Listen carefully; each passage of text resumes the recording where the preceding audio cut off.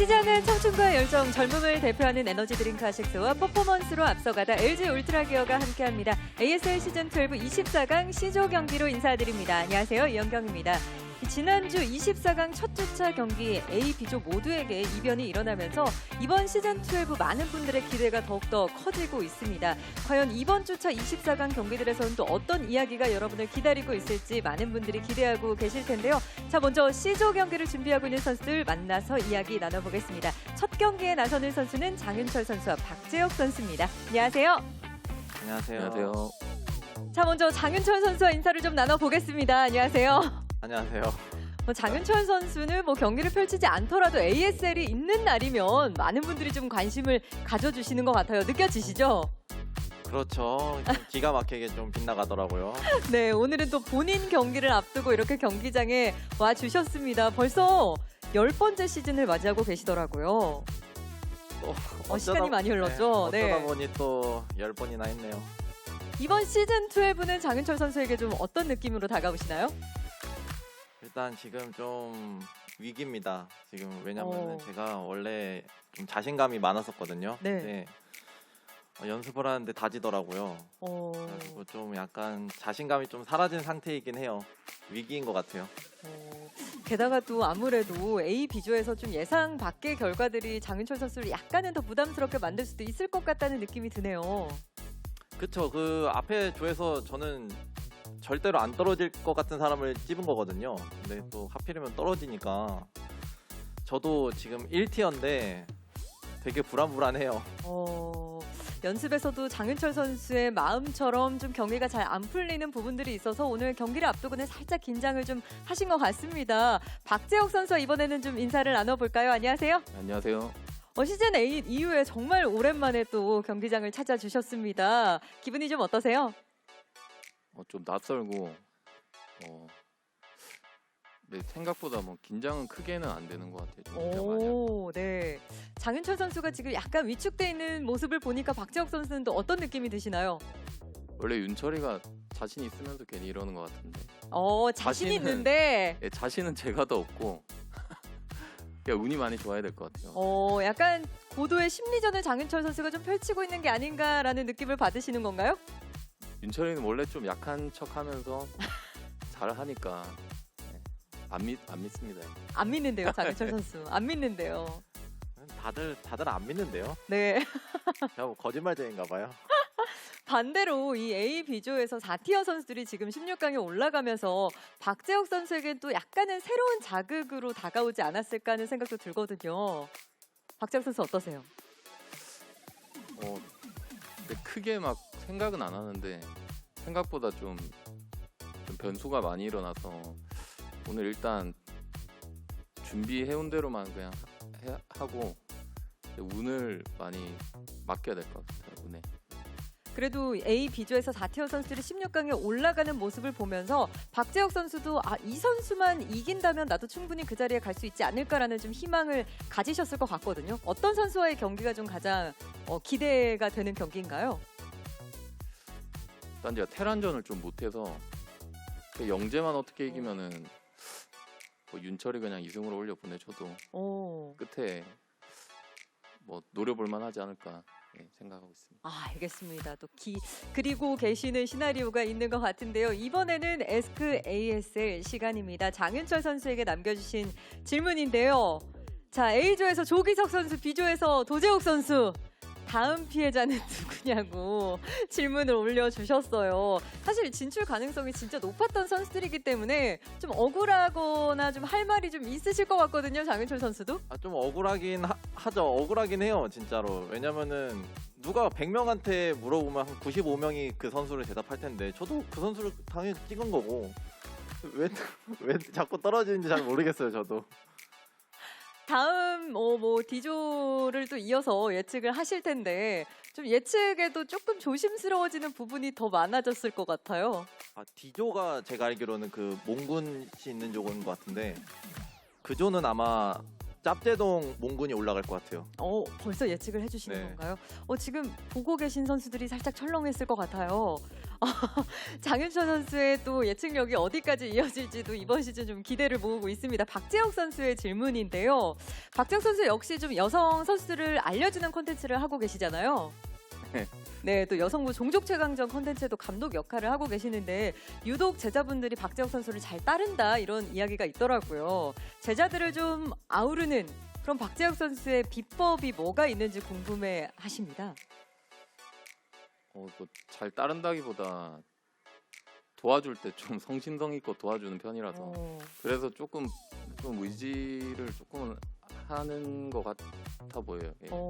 스승으로서 좀 당근을 더 많이 주시는 편인가요? 채찍을 더 많이 주시는 편인가요? 처음에는 좀 당근 주는 척 하다가 이제 좀 쥐잡듯이 합니다.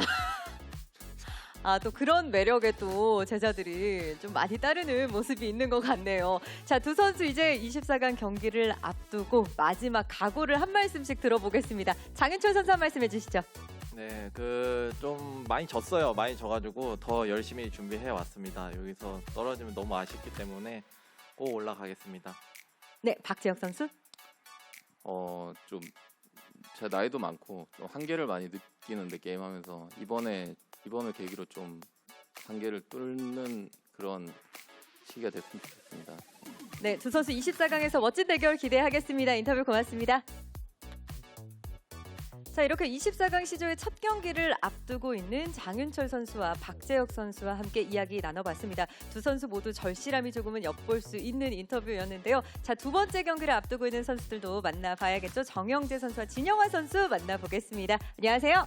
안녕하세요. 네, 먼저 정영재 선수입니다. 안녕하세요. 안녕하세요. 네, 지난 시즌 또 아쉬운 부분이 있긴 하지만 계속해서 성장하는 모습을 24강, 16강, 8강 이렇게 또 보여주고 계세요. 이번 시즌 C조 편성은 정영재 선수에게 얼마나 좀 웃어주고 있나요? 일단 좋은 조긴 한데 A, B조에서 워낙 이변이 많이 일어나서 지금 그랬죠. 너무 불안하고요. 그렇게 좋다고는 못 느끼겠어요. 토스가 두 명이라서. 또 옆에 있는 진영화 선수도 커다란 좀 부담으로 다가올 것 같습니다. 워낙 또 어떤 경기를 펼칠지 예상하기 쉽지 않을 것 같아요. 진영화 선수와도 인사를 좀 나눠보겠습니다. 안녕하세요. 안녕하세요. 시즌 6 이후 정말 3년 만에 ASL을 찾아주셨습니다. 진짜 오랜만이에요. 네, 그렇게 됐네요. 네, 잘 지내셨나요? 네, 나름대로 좋은 경험 많이 하고 왔습니다. 휴식 시간을 어떻게 보내셨는지도 좀 듣고 싶어요. 이제 지나고 보니까 좀 약간 신인의 마음으로 돌아가게 되더라고요. 그래서 지금 약간 좀 처음에 이제 게임 했을 때 그런 느낌이 약간 네. 처음으로 좀 떨리는 것 같아요. 지금 좀 긴장을 많이 하고 계시는 것 같아요. 워낙 오랜만에 또 경기장을 찾아주셨기 때문에 오늘 경기 준비하면서 좀 기대되거나 만나고 싶은 선수가 있으신가요? 사실 좀 약간 자신과의 싸움 같아요. 네, 상대분들은 다 잘하시니까 제가 어떻게 하냐에 따라서 좀 달라질 것 같아요. 또 정영재 선수도 나름의 좀 부담이 있을 것 같다라는 느낌이 드는데 일단 16강에 유영진 선수밖에 테란이 없습니다. 또 만약 오늘 정영재 선수가 올라간다면 처음으로 시드가 아닌 테란 16강러가 되시는 건데 이런 부분에 대한 좀 책임감이나 좀 부담감이 있으신가요? 일단 책임감 생각할 때가 아닌 것 같고요. 앞조에서 너무 이변이 많아서 지금 너무 불안해요. 그냥. 어떤 선수가 가장 정영재 선수를 좀 불안하게 만드나요? 일단 진영화 선수가 좀 오랜만에 오셨는데 뭘 할지 모르겠어요. 그래서 너무 불안합니다. 예측이 좀 안 된다는 부분이 아무래도 정영재 선수에게 좀 부담으로 다가올 수도 있을 것 같다라는 느낌이 드는데 자, 양 선수에게도 팬 여러분들의 질문을 드려보겠습니다. 먼저 정영재 선수 다소 좀 짚어줄 수 있는 질문을 남겨주셨는데 지난 시즌 8강까지 올라가는 동안 여자친구분에게 좀 인사를 못 드려서 서운했다라고 하는데 이번엔 좀 언제쯤 언급을 해주실지 궁금해하시더라고요. 일단 전 시즌 8강에서 떨어졌는데 이번 시즌이 그래서 4강이 목표입니다. 그래서 4강을 가면은 언급하도록 하겠습니다. 4강에서 언급하겠다. 이 정도면 굉장한 자신감을 좀 내비치고 계시는 게 아닌가 싶은데요. 자, 이번에는 진영화 선수에게 남겨주신 질문입니다. 이 진영화 선수가 방송을 좀 오랫동안 쉬었음에도 불구하고 예선을 뚫어내셨어요. 그리고 또 복귀 후에도 꽤나 폼이 되게 좋다라는 평가가 있는데 진영화 선수가 재능형인지 아니면 노력형인지 본인의 생각은 어떠신지 질문을 남겨주셨네요. 재능인 것 같아요. 예. 아, 재능이다. 네. 나는 재능러다. 네, 솔직히 노력 많이 남들보다 안 한 것 같습니다. 오. 네, 근데 이번에는 근데 노력 많이 했습니다. 아, 이번 시즌은 좀 다른가요? 나름대로 이제 좀 짧은 시간이지만 좀 한 달 동안 스타에 완전 몰인했거든요. 과연 재능형이 노력까지 더해졌을 때 보여줄 수 있는 경기력은 어느 정도일지 굉장히 기대됩니다. 자, 두 선수 끝으로 각오 한 말씀씩 들어보겠습니다. 정영재 선수. 4강이 목표인데 오늘만 어떻게 벗어나면은 충분히 갈 수 있을 것 같거든요. 그래서 최선을 다해보도록 하겠습니다. 네, 진영화 선수 한 말씀 해주시죠. 열심히 하겠습니다. 네, 게임으로 얘기하겠습니다. 승리로 이야기하겠다라고 말씀해 주셨는데요. 두 선수 모두 멋진 경기 기대하도록 하겠습니다. 인터뷰 고맙습니다. 감사합니다. 자, ASL 시즌 12 이렇게 24강 C조 경기를 앞두고 있는 4명의 선수와 함께 이야기 나눠봤습니다. 과연 오늘은 어떤 선수들이 16강에 오를 수 있을지 지금부터 24강 C조 경기 함께 만나보시죠.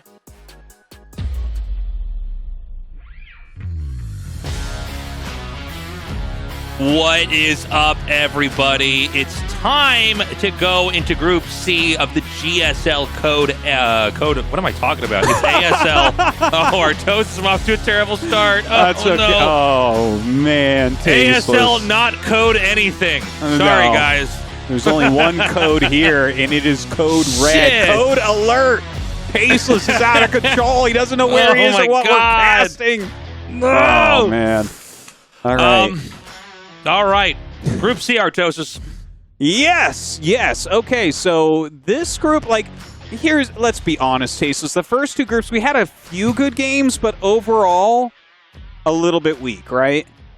I don't know, Tastosis. I find the best StarCraft games to be the ones where one guy goes for DTs and the other guy did not go for detection. I don't know what you're talking about. I'm on the edge of my seat until I see that guy without detection leave.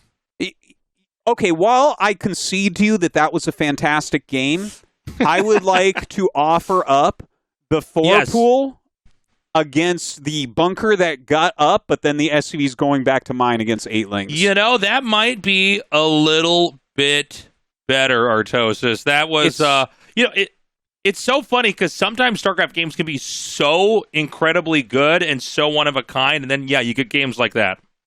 Yeah. Well, we've had some weak games. We've had some really excellent games in there as well. Also, some gigantic upsets, obviously, like the top couple of seeds there from Group B, both being eliminated. Of course, Best is kind of the big story that we were looking at from Group A. No big surprise that Sins was eliminated, as much as I like him, but Sharp going out, kind of a big deal as well. So a lot those are big. Yeah, a lot of our heroes really. Yeah. Kind of falling here. Best, I got to be critical, man. We saw him go for DT without detection in a best of one. Yeah. Really, man, DT without detection is basically never a best of one build. And don't forget, after that, he went for a cannon rush against 815 and ended up losing. Right. So really some questionable decision-making from Best on how he wanted to play that series of best of ones. It's really weird when mechanically he's better than everybody. So I don't get it. Yeah. But he's out, so I don't have to think about it anymore, I guess. Yeah. Well, I think there is a certain degree of planning. I think especially in the GSL, we've seen the players get extremely good at navigating groups. I think looking at Best, he's obviously a phenomenal player and is able to win games against anybody in the world. But yeah, man, he didn't approach that group strategically enough as far as how he's going to choose what build to do. Now, looking at Group C, Snow would have to go out to kind of parallel what we've seen so far. So hold on to your horses because I think Snow's getting eliminated tonight. We're going to have a round of 16 that when you look at it, you're like, oh, is this all the people that didn't qualify for ASL this season? Are these the guys that made it to the finals? versus Hyuk in the finals? Yeah. 15 versus Hyuk. That would be so wild, man. Yeah. That would be like one I'm of those well, finals we nobody's saw bracket panned towards... out this time. That would be one of those finals that we saw towards the ends of Wings of Liberty, right? It's Yeah. just like, how did we get here? How are these the players winning? Who are these players and why are they winning? yeah. Right. So Snow, this is obviously a guy who was an inspiration for all Protosses out there, but going up against Hyuk, look, I think Snow should just outright get out of this group. Well, yeah, I thought that about Sharp. I thought that, about Best.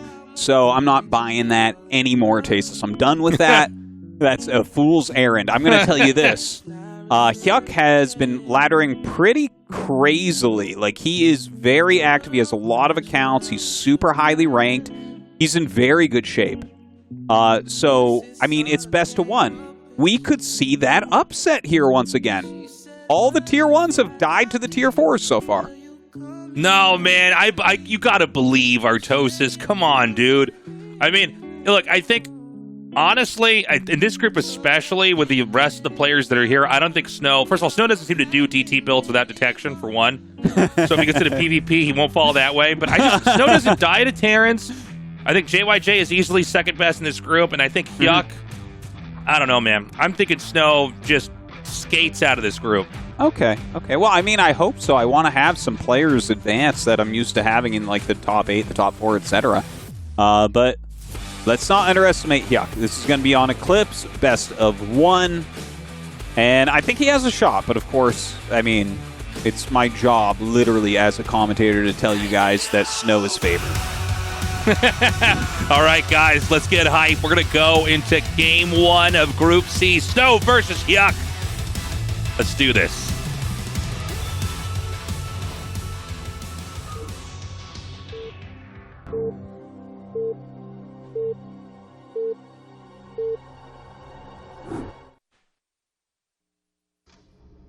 And Snow chooses Okay, PVZ on Eclipse. Yeah. All right. Yeah, we have Snow in the top right. Switch that color over to red, and Hyuk going to be blue in the bottom left. Anything that you're expecting to see here, Tastosis, out of Snow? I mean, I know you watch a lot of Snow games. No, I think he's going to play very standard. I think he's going to be ready for any kind of Hydra bust. You can get busted pretty fast on this map. The travel distance is pretty short. But look, I think what he's going to do is get to Psystorm Artosis. That's what's going to happen. He's going to make sure he doesn't die to any weird stuff. Hydra bust, some kind of Muta all-in, Ogre Zergamer Muta all-in, something like that. And probably just power up and just try to close in on the 4th base. I think in a pretty straightforward fashion here. Forge expand. I guess it's going to be the gate expand. I didn't know that you could get a probe back here this fast. But I guess you can. He's going to show us the fact. It could be the late scout Forge if pool first build. That's true too, Artosis. Yeah. That's a good point. Or it could just be straight up a 10 gate? Yeah, 10 gate. Okay, so it's 10 gate. I guess so that's why he can send that back and get 1 minerals. It's not a 9 gate. So the more common opening as of late has been 9 gateway because, if they go for hatch on 12, you can get the Zealot in there a little bit quicker. Or I guess for anything, you get the Zealot out a little bit faster. But with this, it's less aggressive. The Pro, by the way, going to loop around here. Yeah, dodging that Overlord, so totally unscouted. He is going to be able to figure out that it is a pool first here out of Hyuk. Drone coming down now. And bump into that probe on its way up. So this will force... Yeah, this will force him to go to the 3rd base. There could be some trickery set up with this opening specifically because the 3rd is very far from the main. Like it's up on this plateau we see over here, but you can send 1 Zealot towards the main and then another up into the 3rd. So let's see what the setup is. Clearly, he hid that probe in the scouting path so that he could interrupt this hatchery. So I haven't quite seen this opening, but I think there's already a lot of interesting ideas at play. Yeah, now, if you see this type of opening where they split the hatches up, are you going to make a lot of Zealots to go across? Or because it's pool first, are you looking to expand quicker? What's the thought process there? I was about to say you make a lot of Zealots, but apparently not. I mean, we've seen a lot of transitioning happening with our King of the Hill that we cast. By the way, check that out on our YouTubes, guys. We've had some honestly, some of the best StarCraft games ever, literally, in those games. We saw people that are very, very retracted in their fast expand build plays. We're used to seeing a lot of people do aggro stuff, but in this case, he doesn't even send the first Zealot. Yeah, it just kind of keeps that at home, keeping the probe alive right now. I mean, it seems fine. He's getting that Nexus up quickly, which is nice, and just focusing on the probe, he's going to know exactly how many Zerglings are out, so whether or not he needs that Forge or he can slip that core in a bit quicker. Now, again, Snow is basically just looking to confirm that this is an ordinary game, and you're going to know it's an ordinary game if you see a layer. If you see a den right away, which he's not going to be able to scout. These Lings should block this unless he messes up his control. So there's some ambiguity that's been created here, but a lot of good Zerg players, will basically know that because the Protoss is insecure about a possible rush, will instead just not even go for the den at all. So he's going to go for a layer. It's an ordinary game, but he's keeping the Protoss guessing, which is good. Yeah, and look at this. Just hitting the gate a little bit. Obviously, you're not going to be able to do too much. It's just a little bit of a micro battle here. Oh, hold on. It looks like he might end up killing a Zealot off. You can slip it back in, but it did take some hull damage. Little victories. Yeah, because this was core before cannon, the Zerg can be a little bit more abusive, but I don't think this is enough Lings that you have to really feel threatened by it. Mm-hmm. Yeah, and I don't think he does feel threatened here either. Does have that probe still kind of running around. Sees some more Lings popping out, so at least that's some useful intel there. Stargate going down in the main base. Speed now done, but that cannon's going to be finishing up, so no problem here for Snow. Yeah, with the cannon done, you're obviously going to be fine. Hyuk appears to just be playing about as straightforward as you can as a Zerg here. It's 3-hatch layer. We don't have the second gas taken yet, which basically means we don't think it's going to be a Muta all-in or anything weird like that. He's just continuing to drone up. That Spire started. He'll have his Scourge out to match the Corsair that's going to come in here. And if the Protoss does this right, he'll probably be able to scout through once, confirm the Spire's there, and then run back home. Yeah, and I wonder, though, because we've seen a lot of delayed Mutalisks, right? Where the Corsair comes out, you make it look normal, and then you make the Mutalisks after you chase it away with a Scourge. Is there, like, a reason you think why that's growing in popularity? You're asking if why after it's been chased away, do you go for it? Well, yeah, because it's like the mutas themselves are slower, but I guess you're denying some of that intel on whether or not you're actually going to go for it, right? Oh, I see what you're saying. Yeah, I mean, it's basically just that, the Protoss doesn't want to actually make cannons if they don't have to. Nobody does that except for Mini, apparently. But, basically, if you come in there and you look and you say, I don't see mutas, all right, I'm fine, I don't see Hydras either. Then if you spring a bunch of Mutalisks out, you can totally blindside the player that just has Corsairs, because Corsairs alone will die to Muta Scourge. Mm-hmm. They will just get wiped out. Well, so here it is. He spots it. He's going to run back home, or fly back home, for lack of better words, and basically wait. Now there's 6 hatches total, 3 at the third base, 2 at the second, and 1 in the main. So this appears to be setting up for a Zerg that's going to be making a lot of Hydras, trying to take a fight, and potentially later on, Mutas are going to be made to try to snipe Templars. Yeah, I'm excited to see if he does go for those Mutas, because it's been just so trendy lately. But look at this. A lot of Zerglings coming up after these Zealots. They're walking back. They don't have that +1 attack quite yet. 2 more Zealots coming up to help. Some great micro here from Snow, pulling them back, getting out of that flank, and beautiful moves saving his Zealots. Yeah, really cool stuff, pulling that off. And again, these Zealots, they don't have +1 yet, but Snow took the fight extremely well. And really hasn't lost that much at all. He is getting air weapons for these Corsairs here along with this. So I think the fact that he's been chased back, and there are the Mutas, by the way. Mm-hmm. Seems so like this is just about every game, Tasteless, where it's like you chase the Corsair back and then you go for your Mutas. But, the Zealot Scout, it's kind of like the Corsairs, right? You send them out, then you can see, without losing, the Hydralisks too, or without losing the Corsairs to Hydras or to Scourge or anything, you come out here and then you see, okay, I don't see any Hydras. It is mutas that are being made in mass, and the Hydra Den has only just started.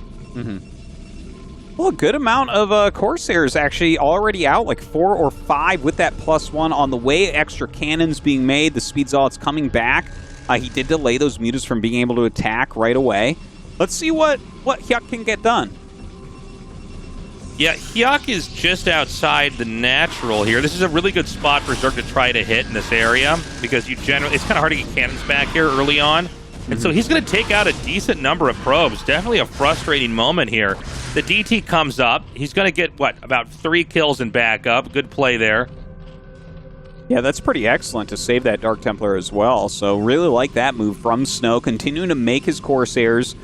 And, I mean, he's starting to get into High Templars as well. Has +1 probably armor on the way. I've noticed Snow seems to like going up to +2 armor after this a lot of the time. The idea behind that is basically that you can, you will not lose the High Templars as quickly. Anything to keep those alive, huh? Right. Anything just to get an extra storm out. You just sometimes need a fraction of a second to get that extra storm out, and sometimes that can be the game changer. Well, from here, I mean, he's got to get just enough so that the Corsairs don't get wiped from the mutas, and he can keep those off of him. Looks like he's actually going into an Archon right away. Oh, is this going to be like Speed Zealot double Archon Corsair type of play? I think so. We'll see if he makes a second Archon, but definitely you want to get the one Archon, because then the Archon can actually defend the Corsairs from Scourge and everything. And Archons basically one-shot Scourge. They're extremely powerful. So this is the moment you can come out here and roam. And what you need to do in this moment here is figure out, is he switching into Hydralisks, or is he just going to Ogres or Gamer me? Well, it's 5 Zealots and an Archon, and they're going to find some Hydras out there already, and he turns around immediately, which I think is, of course, what he needs to do. He doesn't have an army that can take on Hydras right now, but he did get that intel. He turns around, he has a lot of Corsairs, he can get into Storm. I got to tell you, this is some beautiful textbook play from Snow. Yeah, he's navigating the game very, very nicely. Now, one of the things that happens is the Templars with Storm are always a little bit later, so oddly enough, it sounds weird because the Hydras are so late, but sometimes they can be almost a little bit stronger in this moment because you just now got your Templars out. He probably has 2 Storms total, and the other 2 Templar are probably still building up some Psy Storm. So, you know, you got to be very, very prepared for the Hydra fight as well, and you need to make sure the Corsairs are guarding the Templars as you move forward. Yeah, those mutas trying to come in from a side right now. They've been sitting over around 3 o'clock on the map for a while. Look at this. The Zergling comes in, spots the High Templars, and here come the mutas now. Oh, but he does not dive, and already Snow on top of it has those Corsairs covering.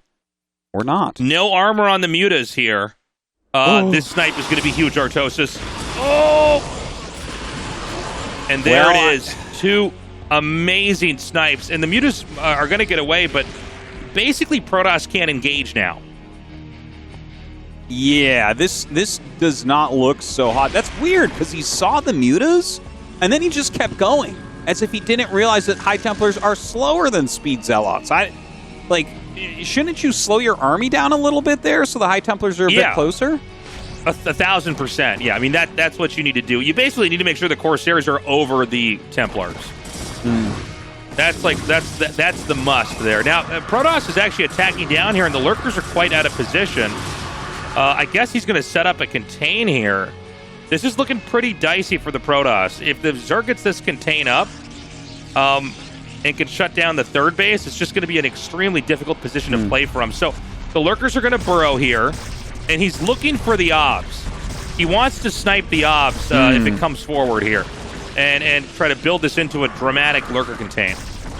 Yeah, looks pretty scary. That was a good size storm there. It definitely does weaken him down a bit. There's a huge army, so as long as he can see everything, he can smash it. Comes forward with that Observer, tries to pull it away right now. The Corsairs get on top of that Overlord, and that is going to be that for the contain. Yeah, that was a masterful attack right there. Came in, sniped the Overlord, kept the Observer just out of harm's way. And the Protoss can burst out of here. I was confused when I saw the Zerg set up the Lurkers. I thought, maybe I'm not getting something here. This can't be that effective, right? But anyways, the game goes on.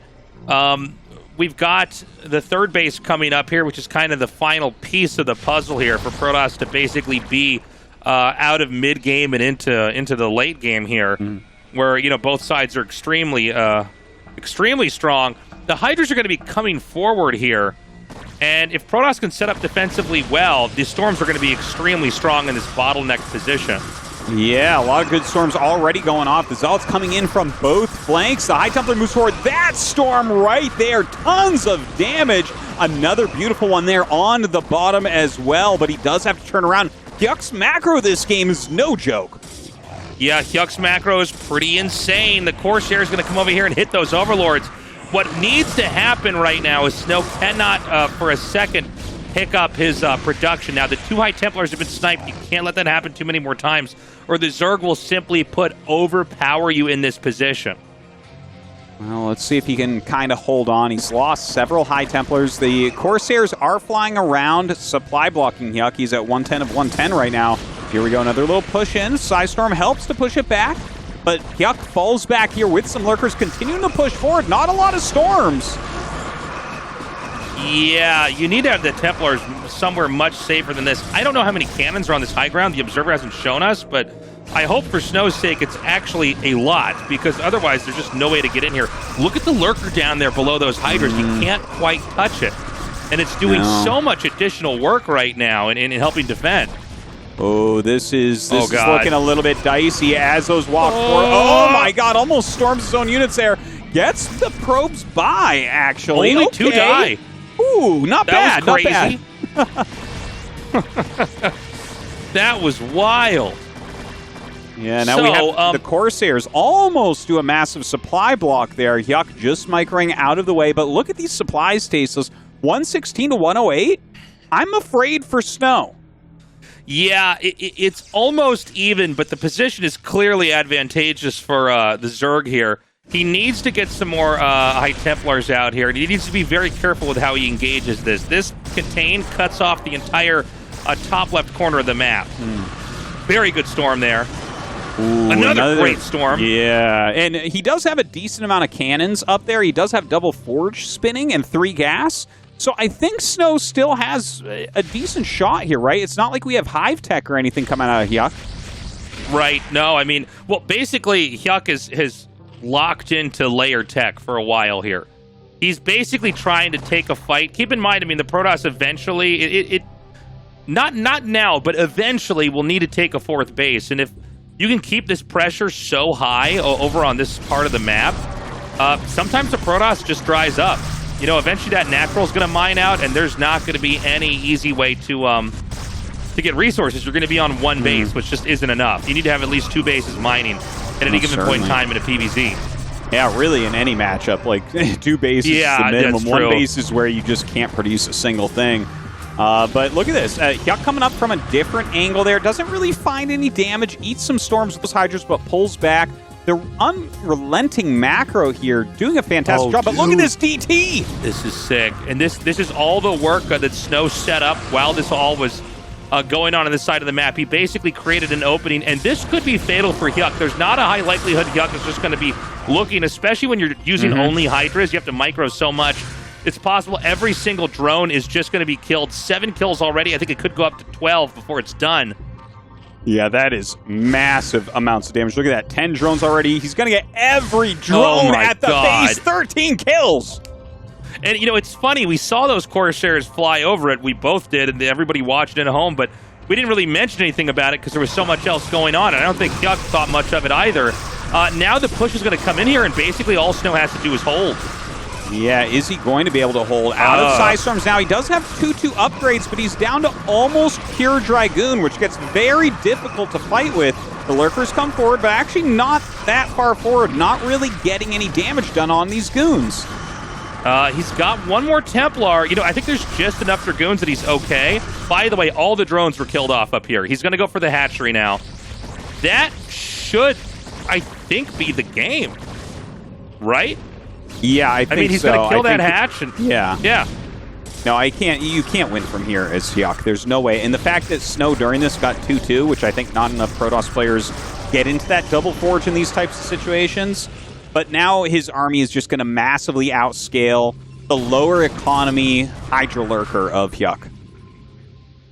Yeah, I mean, basically, if you shut down that hatchery, it's going to turn into one of our StarCraft 2 casts, right? Like, the Zerg loses the 4th base, and then, you know, Zerg can't be even on bases with Protoss for that long. The Zerg has to eventually outgrow. And, you know, from here, it's just hard to imagine any base you can take. And the way this map's configured, you pretty much can't hide a base, especially if Corsairs are out. It's easy to check the bottom right. The DT is patrolling from the top left corner into this once was a 4th base area. So, I mean, it's just an extremely strong position, and it may be one that the Zerg just can't recover from. Nice hiding spot there, by the way. Yeah, yeah. Put a DT down there. I tell you, this game, though, like, you got to give some respect to Hyuk. It looked like he was actually winning, and I'm fairly certain that he was, until the DT killed all the drones at his 3rd and his 4th base. Right? That's just, it's like way too much damage, and I don't think there's any way for him to claw back in. And of course, that was amazingly done by Snow when so much was going on to kind of set that up. But yeah, I mean, Hyuk looking scary today. I don't think there's an Overlord here. Oh, really? Yeah. Well, that's hilarious. Yeah, there's no Overlord. Let's do this Basically, again, Tasteless. By the way, seeing those hatching, this is already 22 kills, man. Seeing the hatching mutas telegraphs exactly what the Zerg wants to do. The Zerg wants to snipe any remaining Templars, and then try to overwhelm with Hydras. That's the only way to swing the game back. 30 kills on that DT, one of which is a hatchery. Yeah, 30 kills and a hatch kill. It's so That's crazy. insane. Yeah, yeah. I just... I mean, I think Hyuk is basically dead. He's got to just dive, see if he can kill those High Templars. It seems very difficult to do here. 2-2 upgrades, plenty of Dragoons to help out. Let's see what he can do. Yeah, I think that the closing of this game is not far away. Basically, all that you need to do as the Protoss is wait for them to do something, because Zerg isn't expanding. Notice that he's sending his Templars to little obscure corners. You see that? It's so smart. I like that. He's just I like not that a really lot. keeping more than 1 or 2 with his main army. Yeah, just bring them in after they get sniped, right? Like, that makes perfect sense here. Yeah, keep the Corsairs alive. Have enough Templars banked like this one over here. And there's a couple others elsewhere here, but you know, keep them safe, keep them in a good spot, and you're basically going to be fine. Now, Zerg doesn't appear to want to pull the trigger, so probably now the burden goes to the Protoss, who will have to push here. Well, I mean, Hyuk doesn't have anything. Do you actually have to push? I feel like Snow can literally just sit here and he can't lose. Yeah, you have to push for sure. You have to go in there and kill them, because otherwise they take that 4th base, and then it's hard. Zerg can start to take the bottom bases. I think you really do absolutely have to try to take a fight. I don't know if Snow's quite... I think he's going to crush Tastosis when he does take that fight. Oh, look at that. Nice Side Storm onto those 11 mutas. Already shredding so many. Oh, my God. I mean... how do you ever defend this army at this point? Yeah, this is pretty wild. Now with the mutas wounded, I think it may be enticing for Snow to try to push out here. And I think what he's probably going to do is push into the middle. It doesn't seem like he wants to push up the ramp, but he could do that as well. I can't tell for sure, but sometimes you can push it in the middle and just go into the main if they have too many lurkers somewhere else. You can see the lurkers are relocating to basically control this position. Are they going to be able to stay alive for very long, though, with this many Dragoons? Now we have 3 armor upgrades. I assume 3 attack. Well, I guess not 3 attack quite yet, but really ridiculously insane upgrades here on Snow. He's attacking at 22 minutes with a max army with 4 bases against Layer Tech Zerg, who's basically mining on 1 base right now. Yeah, this is a pretty insane arc, though. But you can see how patient that Snow is, basically. He's waiting for more of his units to regroup. He's going to go push in here through the left side, not engaging the bottom, really. And he has a lot of his units on hold position in case there's a flank. He's slowly filtering the Templars up here. Incredible Psy Storms. The Dragoon numbers are high enough. And notice how, like, half the army's on hold position. And then he's just looking for a place to storm, and he's going to keep inching up here. Oh my god, the storms are just insanity as well. Okay, Hyuk is going to pull the trigger, attacking on all angles now, but I think the storms have weakened him a bit too much. Snow pushing forward, another storm going down at the top, and this army is not going to stand a chance as Snow is going to plow through here, and GG is called. Snow wins the first match. Yeah, GG. Well played to Snow. Again, an extremely patient game. I like that, when the Hydra pressure was really on, instead of just staying back and not engaging, he set up an opportunity for himself by coming through with those Corsairs, clearing out Overlords, and then basically getting 1 DT to set up for an absolutely beautiful push into the third base. I mean, look, if Zerg doesn't make spores at those bases, there's no guarantee that you're going to have an Overlord there. So, pretty big punish to Hyuk. I think Hyuk was playing out of his mind up until that moment and probably would have won had Snow not pulled that off. Yeah, definitely agree with that. It looked like Hyuk had a nice advantage. He was macroing like a fiend. Even after he lost all that, he still was fielding huge armies and almost started to recover, but too much damage was dealt, and that means that we finally have a first seed beating a fourth seed. Yep. So Snow's halfway there. He's going to have to take on whoever's going to be in that winner's match. And we'll see who that is. Coming up next, man, we've got another best of one here to find out who faces off against Snow in that winner's match here in the ASL Group C, guys. We'll be right back.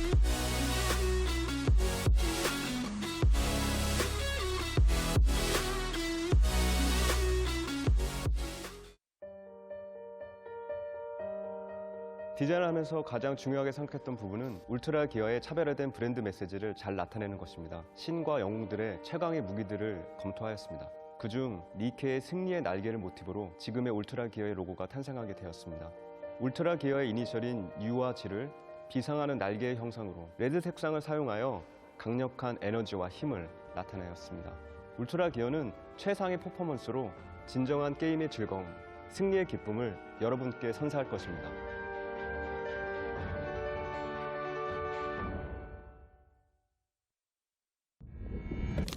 아이시스 8.0을 챙긴다는 건 건강한 생각까지 챙긴다는 것. 나를 움직이는 핑크 에너지. 아이시스 8.0. 어려워도 이렇게 멈추면 내가 아니지. 오늘이 모여 새로운 날을 만든다. 나의 레벨은 다르다. 어나더 레벨 핫6. 이번 주 등산 어때? 등산. 캠핑? 그래서 주말엔 낚시? 내가 낚인 거지. 그래도 나오니까 좋잖아. 일상에서 취미까지 나누고 싶은 게 많은 요즘 시대의 커피. 칸타타.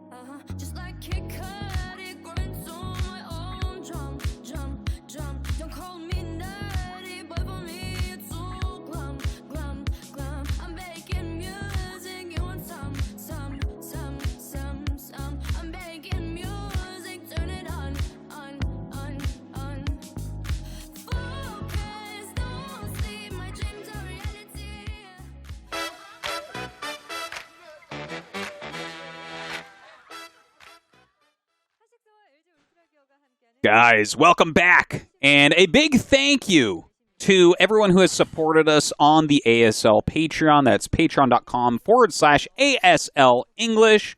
You guys have helped us to keep ASL alive since they did cancel the English cast. But here we are. We're always going to be doing it. We love it so much. Thank you so much, guys. And everyone, please go check that out if you want to support us casting the ASL and a lot of other events as well. Yeah, we plan on doing stuff throughout the year. to bring you guys top-tier content, whether it's, ASL, something else we can acquire from AfreecaTV, or we're making our own stuff like the King of the Hills we cast on our personal streams. Yeah, that's right. The King of the Hill has been amazing so far, guys. Definitely you can check that out on our YouTubes as well. So, let's get into our next match. Snow awaits the winners, Hyuk in the losers. Who will go to meet these two players? We are going to have JYJ going up against Movie. Now, JYJ, this guy is one of the big futures of Terran Tasteless. This is like one of the guys that we're really watching right now. Okay, so Rush has kind of ascended. He's kind of considered up there in Lights level almost. And then after him, we have basically JYJ and Royal, right? Those are kind of the next two guys. So right now we're putting this guy around top 4, top 5 Terran out there. So hopefully he can do a good job here in this group. And yeah, he's going up against Movie, who I heard didn't have a lot of practice going into this ASL. Just kind of played on a whim, but still qualified. Yeah, let's see what happens with Movie. We were talking about this before we went live with this, cast. But, there's some players that are so good that they're not active, but when they come back, even if they're doing old stuff that people don't really use anymore, their foundations are so good that they just kind of move through, plow through into the ASL even, Yeah, honestly, old meta stuff works a lot of the time because people like almost forget exactly why new meta stuff kills it, and then they don't react correctly. Right? We actually see stuff like that all the time in StarCraft 1 and StarCraft 2, where you just kind of don't have the practice against it anymore, so you lose. When Remastered came out, obviously I had that broken bone in my hand that then led to like a repetitive stress injury, so I didn't get to play for a couple of years until I had fully recovered. But like when I came back to Remastered, I was doing all sorts of old stuff that made sense like literally 12 years ago. Yeah. And it's funny because it was working. I had to eventually update my style because I couldn't get high enough in the ladder. But yeah, you can pull out something old and weird. Let's see what Movie brings here. Is he going to bring something modern or something a little bit old school? Because our game is starting up, guys. Again, the winner between these two players goes on to face off against Snow in Group C of the ASL.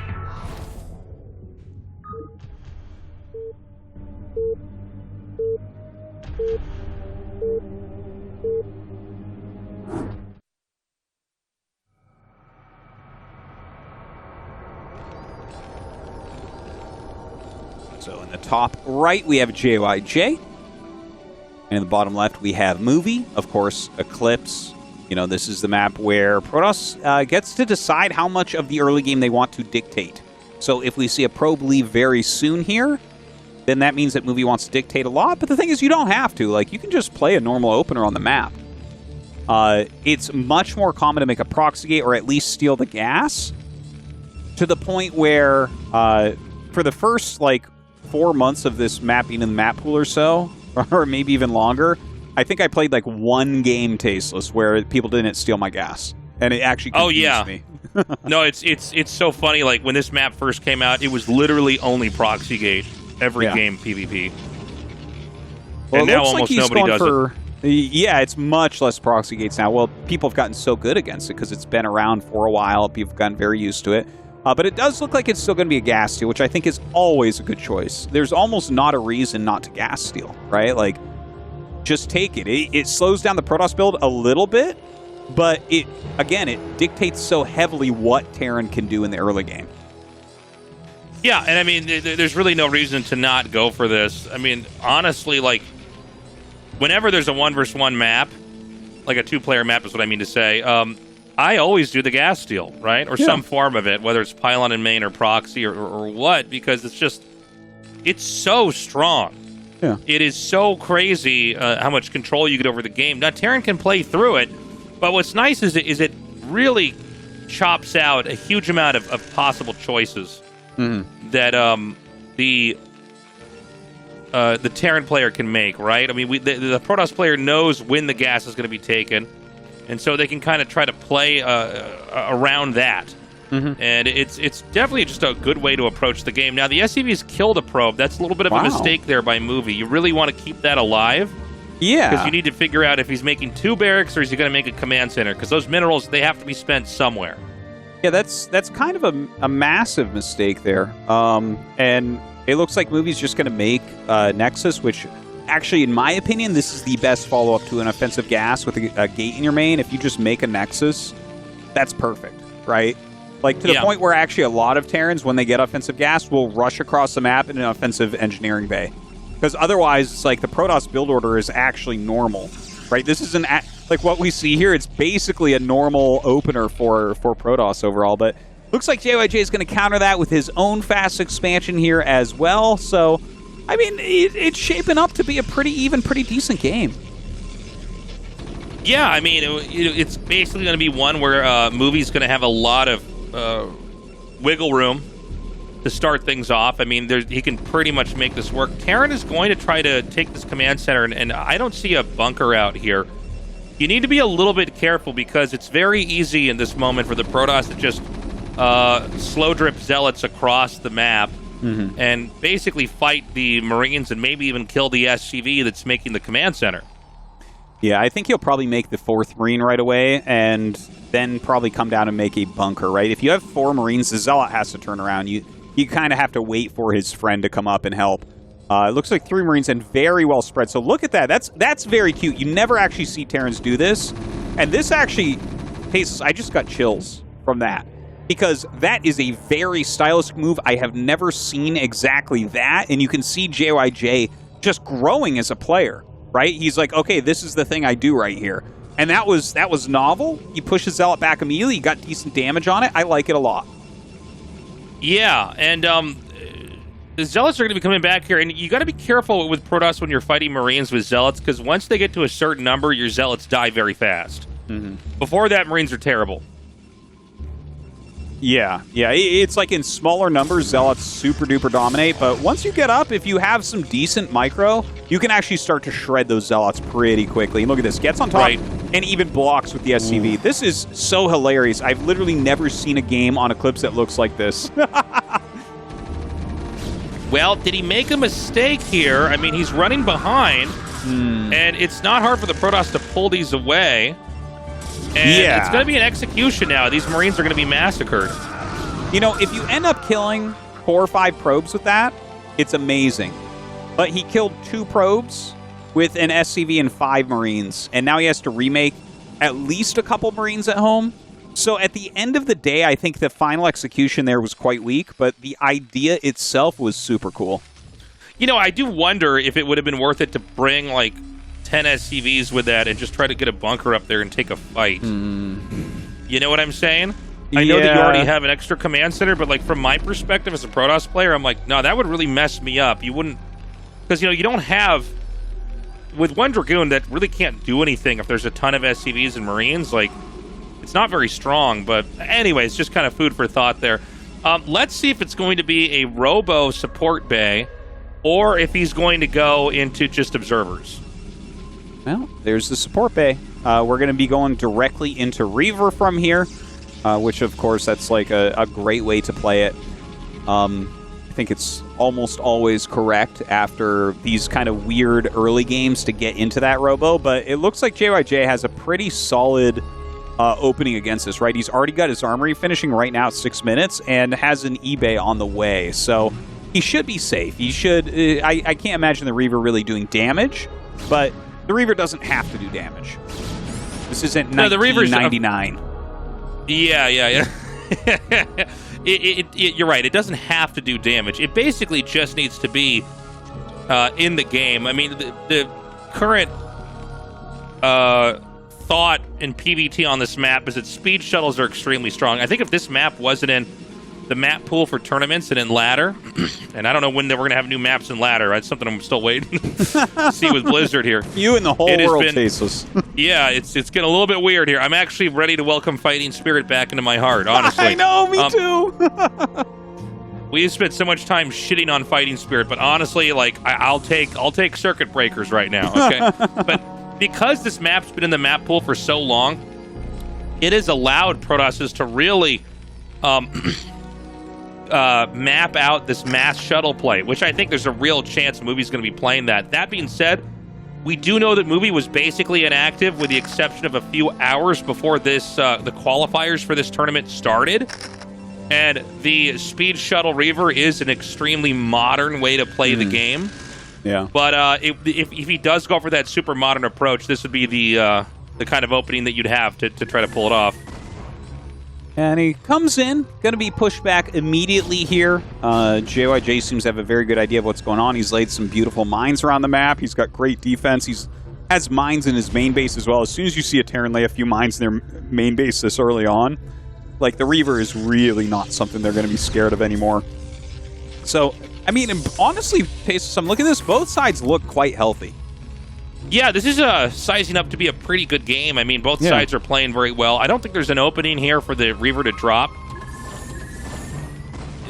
Basically, at least you've made them be honest and make turrets, but the Terran's basically going to power up into 2 bases here and try to carefully either push out and try to kill him or tiptoe to a 3rd. Does that make sense? Yeah, and actually, like, with the amount of factories JYJ has made, it seems like he's going for possibly a 2-base timing. And look at those scans. He just scanned the fleet beacon as it's warping in. Wow. And he hasn't started his own 3rd command center. This is literally the perfect scenario for the build order that JYJ is doing. Does he cancel, I wonder? Well, he didn't start a 3rd CC. No, but I'm just saying from the Protoss' perspective. Oh, the Protoss. I don't think want you to try can. to... I don't know. Yeah, I guess you can't. I don't know. You're so Honestly, far behind if you try to, like, switch, because you're only on Goon Reaver right now, right? And, like, if you cancel that, you have to get, like, late Citadel. You'll try to get into Storm, but I mean, JYJ is on his way to a very strong timing push. Yeah, I guess you got to just go for it. You know, it's easy for the uninitiated to look at carriers and think that it's always risky. This is one of the least risky carrier techs there is. It's basically 3 bases. You've got a Reaver as well, and you just keep making Dragoons and speed lots and set up and just slowly behind that army get the carriers out. It's very different from like a 2-base carrier or even a very quick 3-base quick carrier, you know? So it's not like Protoss is totally in hot water. It's just uncomfortable when they see literally exactly how far along the fleet beacon is. Yeah. Well, that basically tells you the exact timing that you're looking for here. You know exactly when you have to move out. And again, this is a great scenario for JYJ. He simply has a better and stronger army right now. Movie's going to catch this dropship, which is that's actually quite nice because that was part of the plan of JYJ to buy a dropship this early in the game on 2-base. You're really looking to kind of pull Movie slightly out of position and then just get into the perfect position yourself. But instead, because he picked that off, look at the position he's taking. He's going to be standing at the top of a ramp. He's got a Reaver there. He's got a lot of range goons. That's tough to push through. Yeah, as long as you can get in front of the army and make them start to siege when they don't really want to, you can start to drag the game out. And that's really what Protoss wants to do. I mean, Terran on 2-base, the sand is running out of the hourglass. You absolutely need to do something to the Protoss very quickly, or the Protoss is going to dominate and push you all the way back into your natural, and the game's going to end. And I'm starting to worry here for JYJ that Movie's played such a clean game that there's not that much that can be done. Well, he takes a little bit of damage there as he tries to push him back. And this is the type of move that you need, right? Like, lay these mines down, and then it's kind of up to Protoss. Do you come back? Do you clear these mines? That could allow JYJ to take over the center of the map. It's actually running into quite a few of the mines there. Taking a bunch of damage on some of these Dragoons. The Vulture's actually fighting. I don't really like the fight super much. Oh, I love it. Just getting those injured goons like that, I mean, that's so good. I feel like, you know, because you're not on a huge factory count and you're hitting a timing push, like, you do need to have a critical mass of that Terran army, like, have enough there to tank for your siege tanks, for your Goliaths.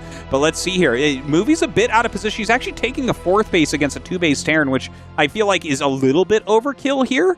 We'll see if he gets punished for it, but here we go. He's bringing up 2 carriers as well as that shuttle with Reaver towards the natural. Okay, so this is a really modern thing that has only been around for a little bit, but you basically send the carrier in here, the interceptors draw the turret fire, and then you drop the Reaver. And this is such a good way to punish, honestly, when you see this come out, because like everything has to come back. The Reaver is like so insanely devastating to the economy, especially when you're only on 2 bases, dude. Half your workers are over there. So he's bought more time, and Movie is playing like a god, honestly. Oof. This is getting worse and worse for JYJ right now. He just lost another dropship up at the top. Like, honestly, you have to go. You can't let them get above 4 carriers or you will never beat it. And at this point, JYJ needs to have, like, a full group of Goliaths because there's 4 carriers out. He's gotten Movie kind of out of position a few times, but hasn't taken advantage there. Now, that shuttle flying back in does get picked off, and here we go. Speedlots, though, already. Yeah, and he's going to pull back. That was a tough decision. I don't know if it was the right one for Movie, but I think he knows at this point in time all he needs to do is like get to 200 supply before he fights.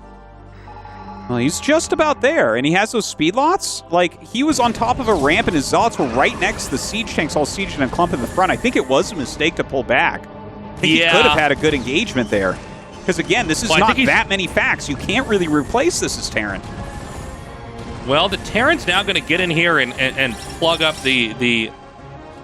Oh, I don't know about this, dude. I'm actually getting really worried for Movie that he might have just thrown this. He's going to try to bust through the natural.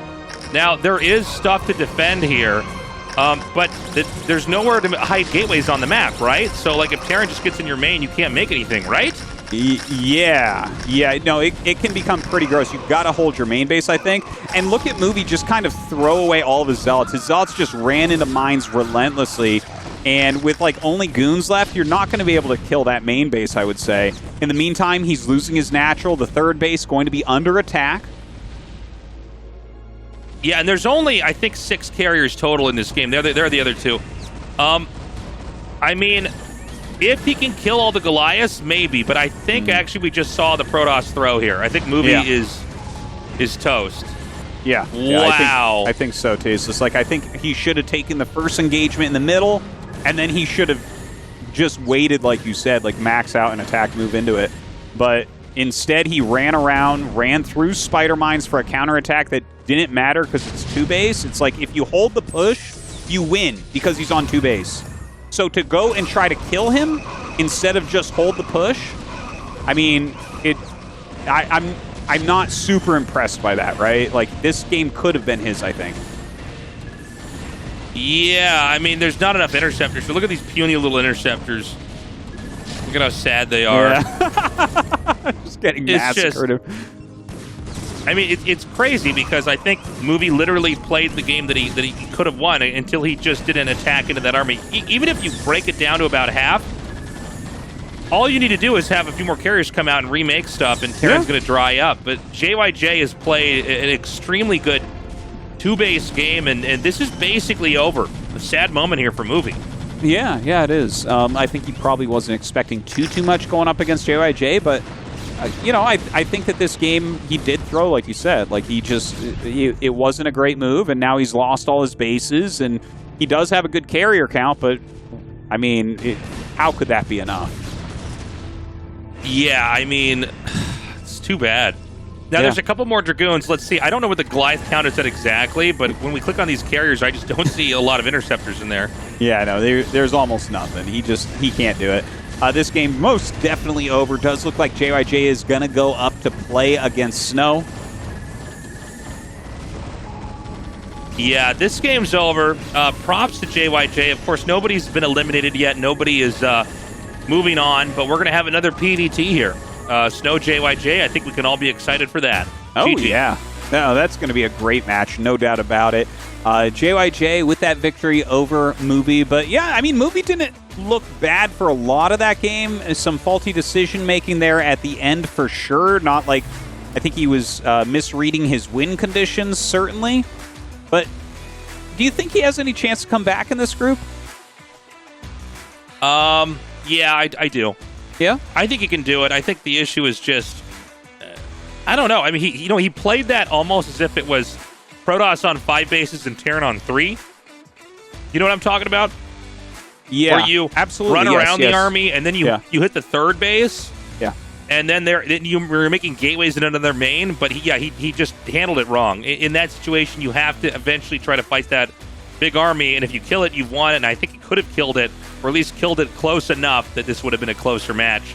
But that's StarCraft, man. He's going to go down into the losers match and face off against Hyuk. JYJ goes up against Snow, and what I think is going to be an incredible PVT. We're going to take a short break. We come back. That match is coming up.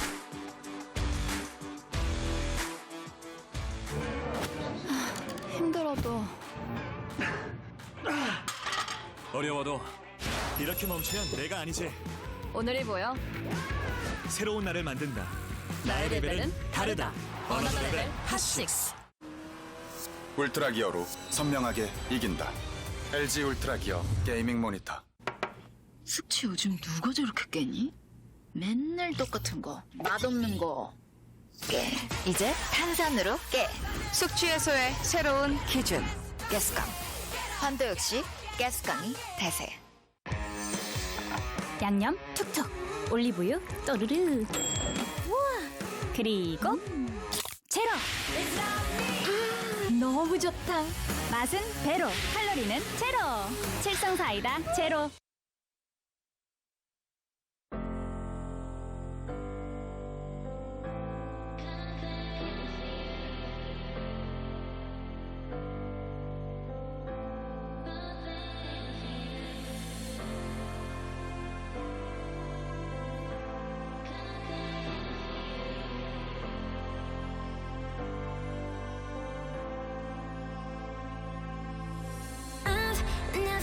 Felt so alive in my life, 'cause you make me come to life every time I'm free.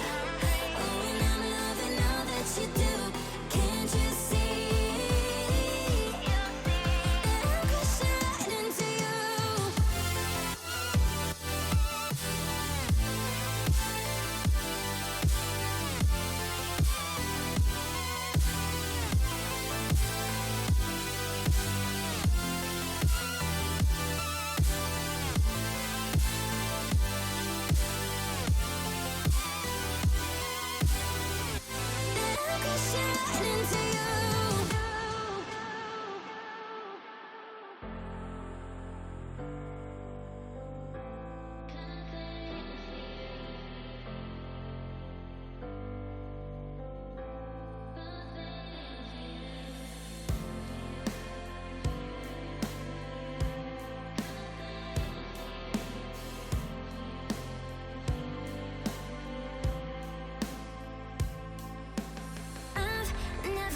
Felt so alive in my life, 'cause you make me come to life every time I'm free.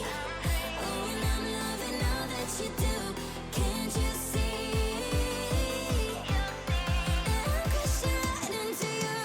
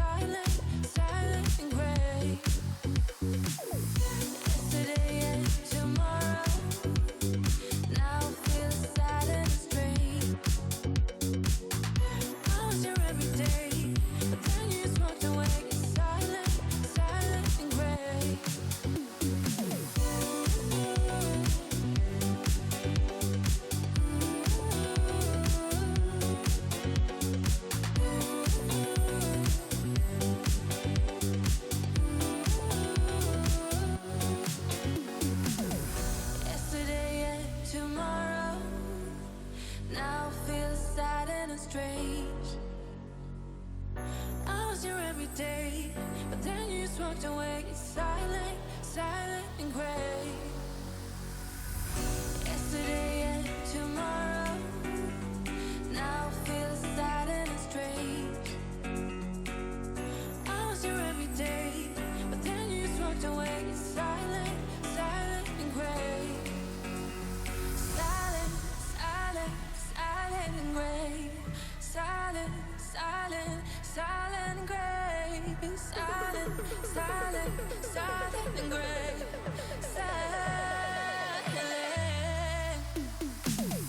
Yesterday and tomorrow. Now feels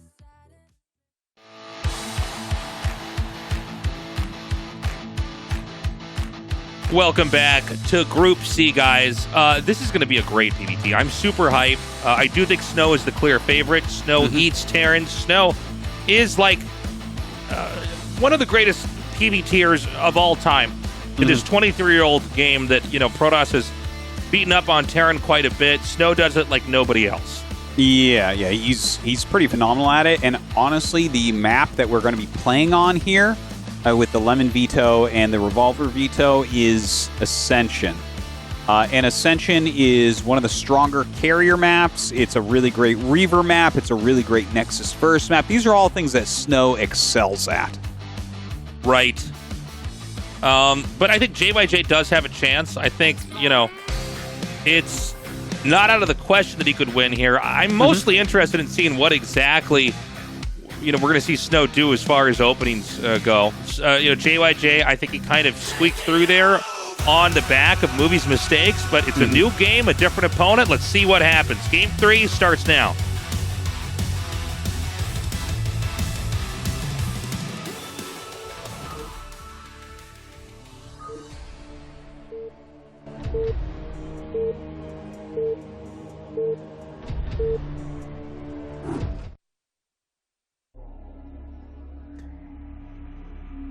All right, up at 12 o'clock, we have JYJ.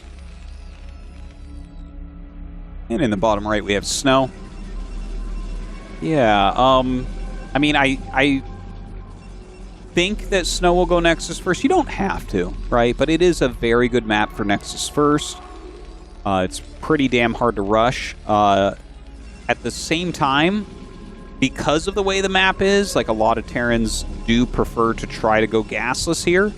Just the 15 command center. So we might see that out of JYJ, but I think the interplay between them in the mid game is going to be extremely important. If Snow can get any sort of edge, it's going to be very hard for JYJ. You got to have a really clean opening on Ascension because otherwise, like, you're attacking up so many ramps basically, right? And carriers are so strong here. You have to keep your macro on point. You have to keep everything really optimized on Ascension.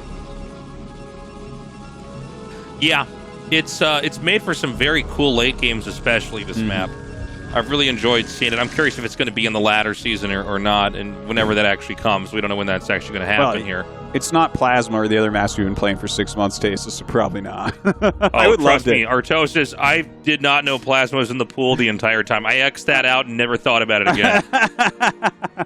I love it. Oh, wow. Yeah, that's wild. So that is just a forward 11 racks. That is JYJ saying, you know what?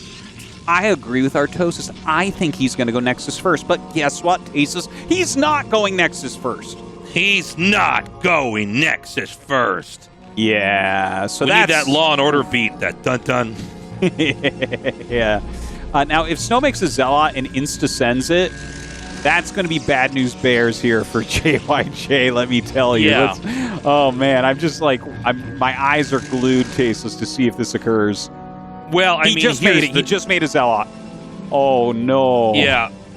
I can't believe this. So, it's funny because this setup is so good against Nexus first, but, builds like this, these hard counter builds that are good against low probability builds are always kind of funny when they backfire because it's like, yeah, man, that's why, mostly Protoss just go gate core, right? Here we go. Boom. Yeah, and I mean, I don't disagree with you on that regard, but I do want to mention that, like, this map, I would say Nexus first is like over half the time. It's super I agree. common. But No, yeah, absolutely. The thing is that you can always just not go Nexus first, and it is totally acceptable. Protoss has been beating Terran since the beginning of the game without it. You know what I'm saying? So it's yeah, just... yeah. No, it totally. And Snow used that little bit of mind game. In fact, he had his Zealot. The SCV came in to check if there was a Nexus, double-checked if there's a Nexus, and now is rushing the other base. So he gets down there with his Marine, sees no Nexus there as well, and suddenly it's like, okay, well, we only have, about 30 seconds before a Goon can be at my base. Let's get back home. I wonder if he pylon blocks the factory add-on. There's no Marine here. The JYJ will, I think actually this game he makes a Vulture no matter what before add-on, even if you block. I guess think that's you need true. it. Yeah, look at this. The Zealot actually stops one of the Marines. That is very, very painful. And now the Goon is there. He's trying to make a bunker. Oh, God, Tasteless. The Goon is literally, grinding dead, on the Marine. The probe comes up and gets the kill. And there's the Vulture. Oh! Well, Tasteless. Oh, no! Yeah. Oh, it's a massacre. Oh, my gosh. Yep. Well, I mean, if you're going to make a 4 at 11 racks to try to catch someone going Nexus first, that's on you, man. He thought he was going to get him. He is not. He is not going to get him. The game is actually over. There is no winning this. Yeah. Flash would not have won. The game is done. It's painful, right? Because JYJ was so banking on it. He didn't even scout the main bases. He was only looking for Nexus first. The amount of damage done here is so significant. Yeah. It is so much damage. Well, that's kind of cute, right? Like, he blocks it with the Marine and does some damage to the SCVs, but he literally is just not going to even be able to get a Marine into the bunker. Yeah, I mean, that's the issue, is the Marines have to go through the Dragoons to even get to the bunker here. Mm-hmm. And it's actually Shuttle Reaver from here on out, I believe. He's got Marines coming around, but I don't know, man. The Marines can come in here. Oh. Look at this. He wants to get to the bunker so badly. Tastes never wanted anything more, but the Dragoon body blocks are real. Oh, my God. GG. Yep. Well, we have another contender for game of the tournament with the DT swipe and the Thorpool, Tasteless. Yeah, well, I'll tell you, man. I mean, it really does illustrate why Terrans had been walling in when the game started, and why, even though a lot of Terrans don't wall in at the ramp, they have something set up to escape through, because Protoss units at the start of the game are just better than Terran units. It's not until the factory tech comes out that they can really fight. So, I mean, Snow caught JYJ with his pants down, pushed across the map, and, I mean, there you go. He killed his stuff. He killed his stuff, man. He killed his stuff, dude. When you don't get the Marines back in time, that's it. That's it. Like, yeah. I mean, 3 Marines with heavy micro barely take down the Zealot, and then a Dragoon's there already, and it's like, okay, well, you can't do it anymore. So very rough. Snow just slaps him down by doing a less greedy build. JYJ looking for a huge advantage at the beginning of that, just guessing the build order Snow would do. Does not work out. I think it's time for an interview, Taste, to see how Snow feels about that. ASL 시즌12 24강 C조 경기 함께하고 계십니다. 오늘의 첫 번째 16강 진출자 장윤철 선수 만나보겠습니다. 축하드립니다. 아, 감사합니다. 자신 없어 하시던 모습은 온데간데 없이 이렇게 2승으로 깔끔하게 16강에 올라가셨습니다. 어떻게요? 다시 한번 거짓말쟁이가 되신 것 같아요. 소감이 어떠신가요? 일단 첫 번째 판에서 상대가 너무 잘해가지고 사실 제가 엄청 좀 안 좋다고 생각해가지고 이대로 지는가 싶었어요. 근데 좀 다행히 변수를 잘 만들어냈던 것 같고, 두 번째 판은 이제 처음에 원래 제가 저걸 하려던 게 아니었거든요. 근데 연습하면서 계속 지다가 이제 지성이한테 제가 이거 별로냐고 물어보니까 바꾸라고 하더라고요. 그래서 바꿨는데 결과론적으로 그것 때문에 이긴 것 같아요.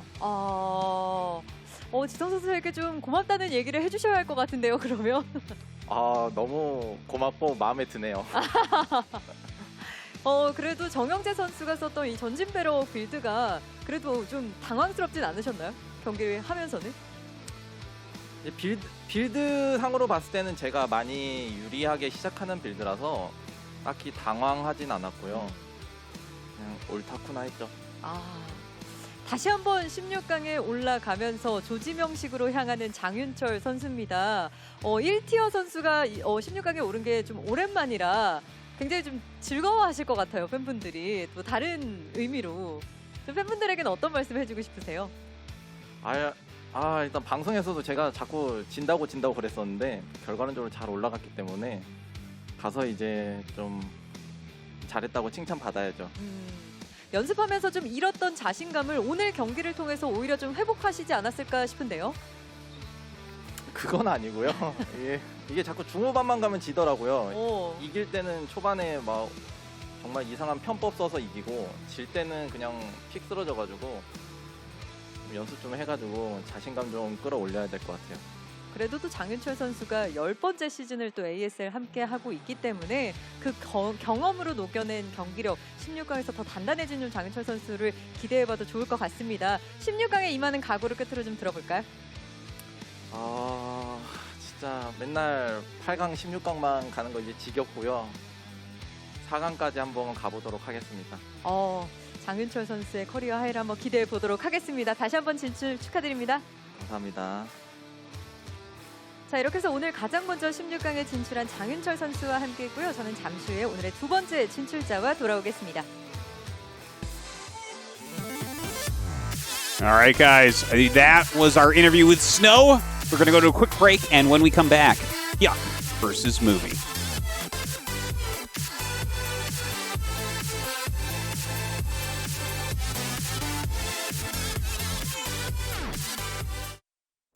이렇게 좋은 날엔 홈캠핑이지. 홈캠핑엔 고기, 고기엔 칠성사이다. 맛있는 자리에 빠질 수 없는 청량함. 완벽하네. 칠성사이다. 울트라 기어로 부드럽게 이긴다. LG 울트라 기어 게이밍 모니터. 야채 착착, 당토 톡톡, 아보카도 슥슥, 그리고 제로. 이렇게 맛있다고? 맛은 배로, 칼로리는 제로. 칠성사이다 제로. 힘들어도 어려워도 이렇게 멈추면 내가 아니지. 오늘이 보여. 새로운 나를 만든다. 나의 레벨은 다르다. 어너더 레벨 핫식스. 아이시스 8.0을 연다는 건 조금 이른 아침을 연다는 것. 나를 움직이는 핑크 에너지. 아이시스 8.0.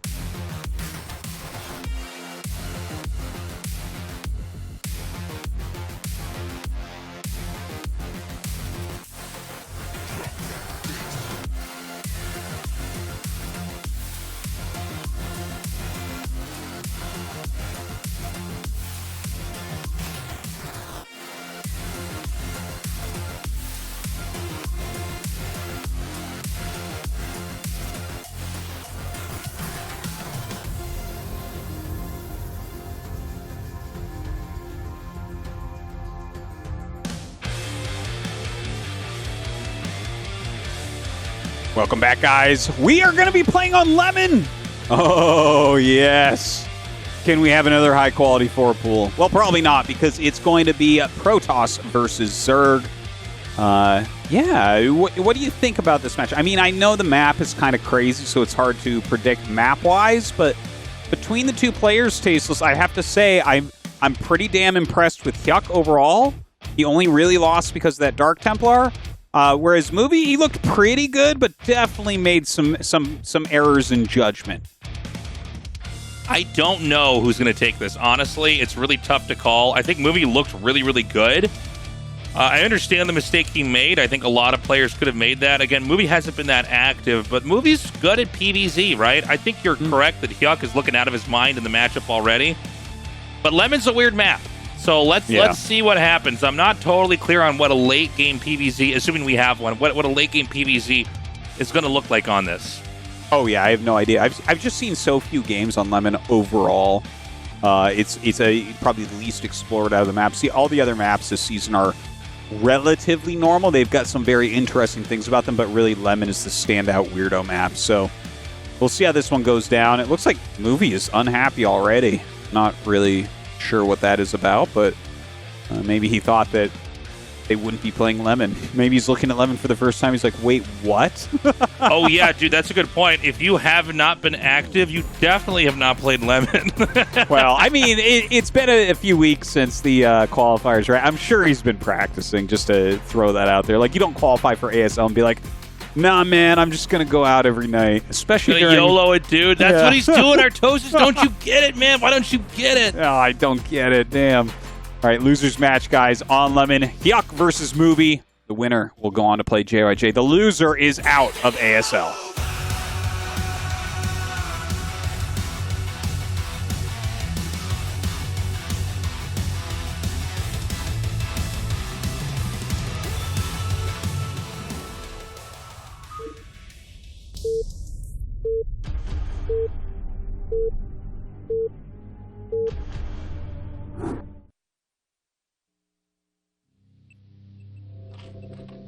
So in the top right, Blue Zerg, it is Hyuk. And in the bottom left, our red Protoss, it's Movie. You know what they say, Tastosis, when life gives you lemon, you make cheese. I think we might have cheese here. By the way, these mineral patches, I just want to kill myself seeing these mineral patches. This is so a BGH funny. Map. It's just so, It's like 9 in the front that are about 500-ish, and then 9 in the back, which look more full than that. Double 6K geysers? Well, I know the one on the right there is 6K. I'm not sure about the left geyser, but yeah, dude, it's a weird map. I'm not sure what to expect. I mean, it does play a little bit BGH-ish for sure because you just have so many resources to start. Yeah, it's also important to note that when these initial patches get mined out, it's a longer travel distance for the probe or the drone to get to the next patch. So your income does change pretty drastically.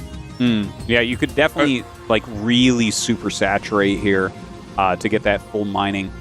Also, just kind of taking a look at the map, right? It is 4-player, but there's not that many other bases, which makes sense because of how rich that main base is.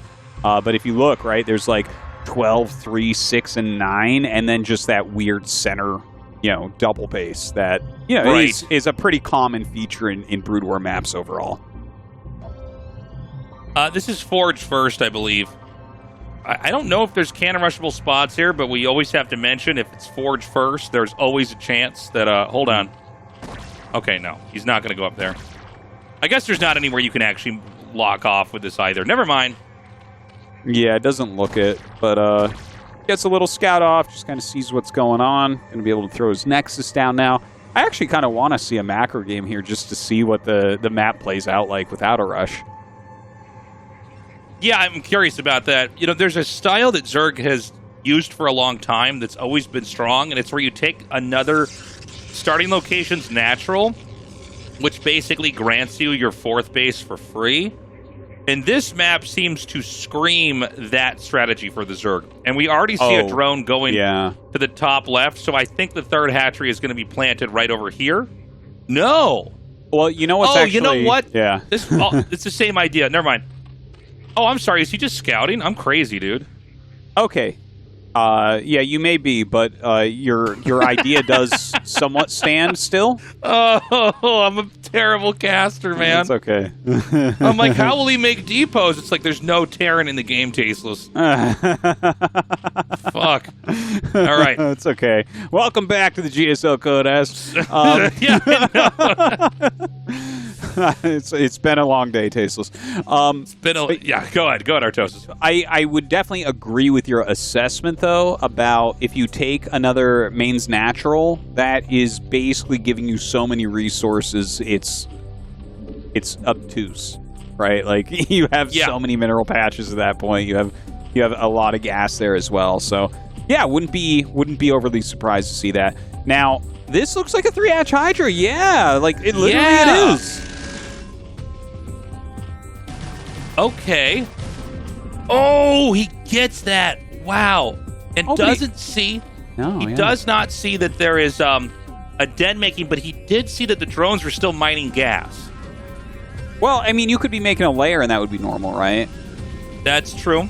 Yeah, so it's not like a speed mass drone, which is a build that we've seen from like Hero and whatnot, but yeah, I wonder how much he can intuit from that, because really just seeing the 3rd hatch, it doesn't feel like that's very much intel at all, so this could be very deadly coming out of Hyuk. But it's like a very long distance cross spawn, right? That should affect it a little bit at least. Yeah, Hydra busts are always a good tech if you're just not that confident on the map. But this is a 4th hatch. At least with the money, it looks like he's going to make a 4th hatch up here, so that's kind of interesting. Yeah. So, that is a newer type that... Was it Zero that came up with that one? They call a lot of these builds, like, numbers. Like, 973 is a standard 3-hatch.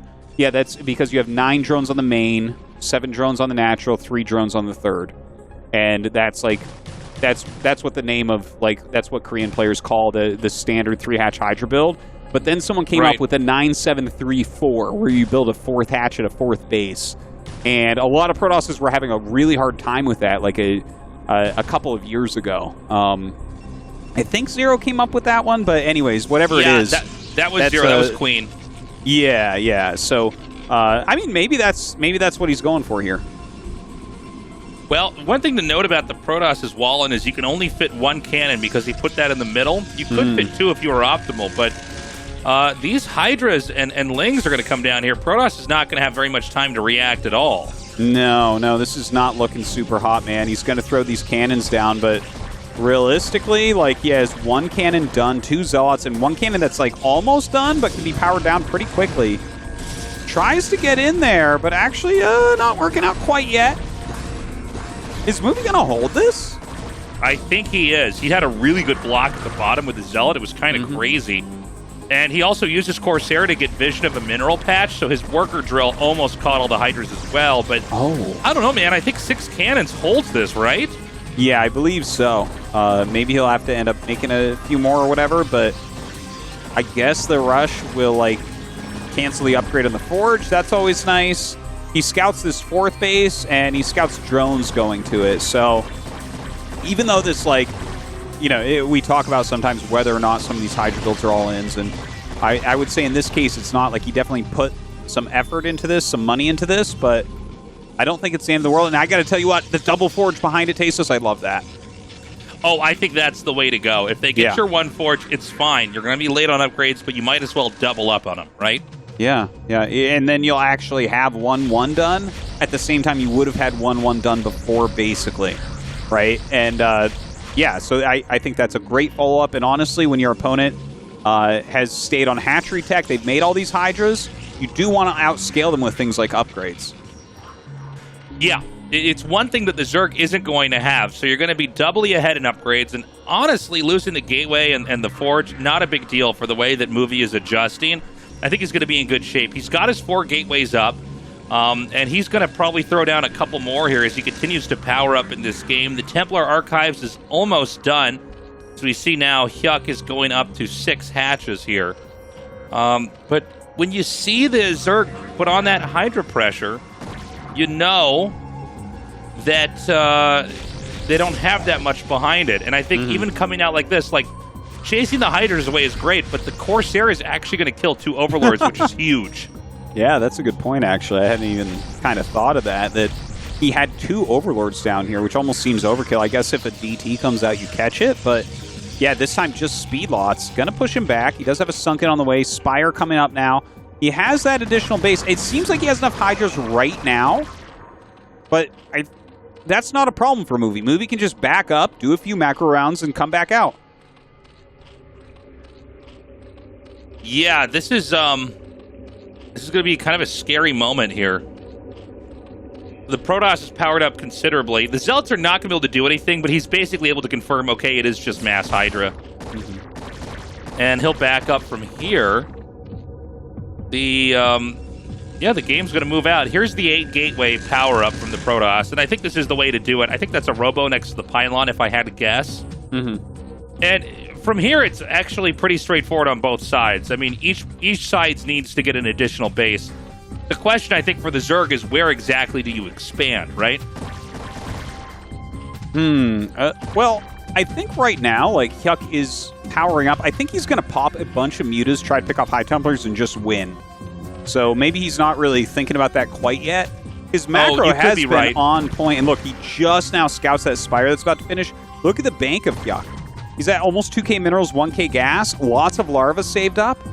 Yeah, man, I think we're going to see a bunch of mutas, and I mean, that means it's going to take a while for Movie to really come out, because he doesn't have any Corsairs, really. Yeah, he skipped the Corsair tech. This happens a lot, but he does have a Dark Archon. He beat me to it.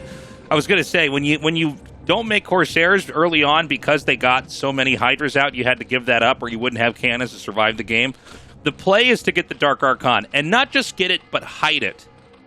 If you hide it, you can catch all the mutas, kill them, and probably win the game from there.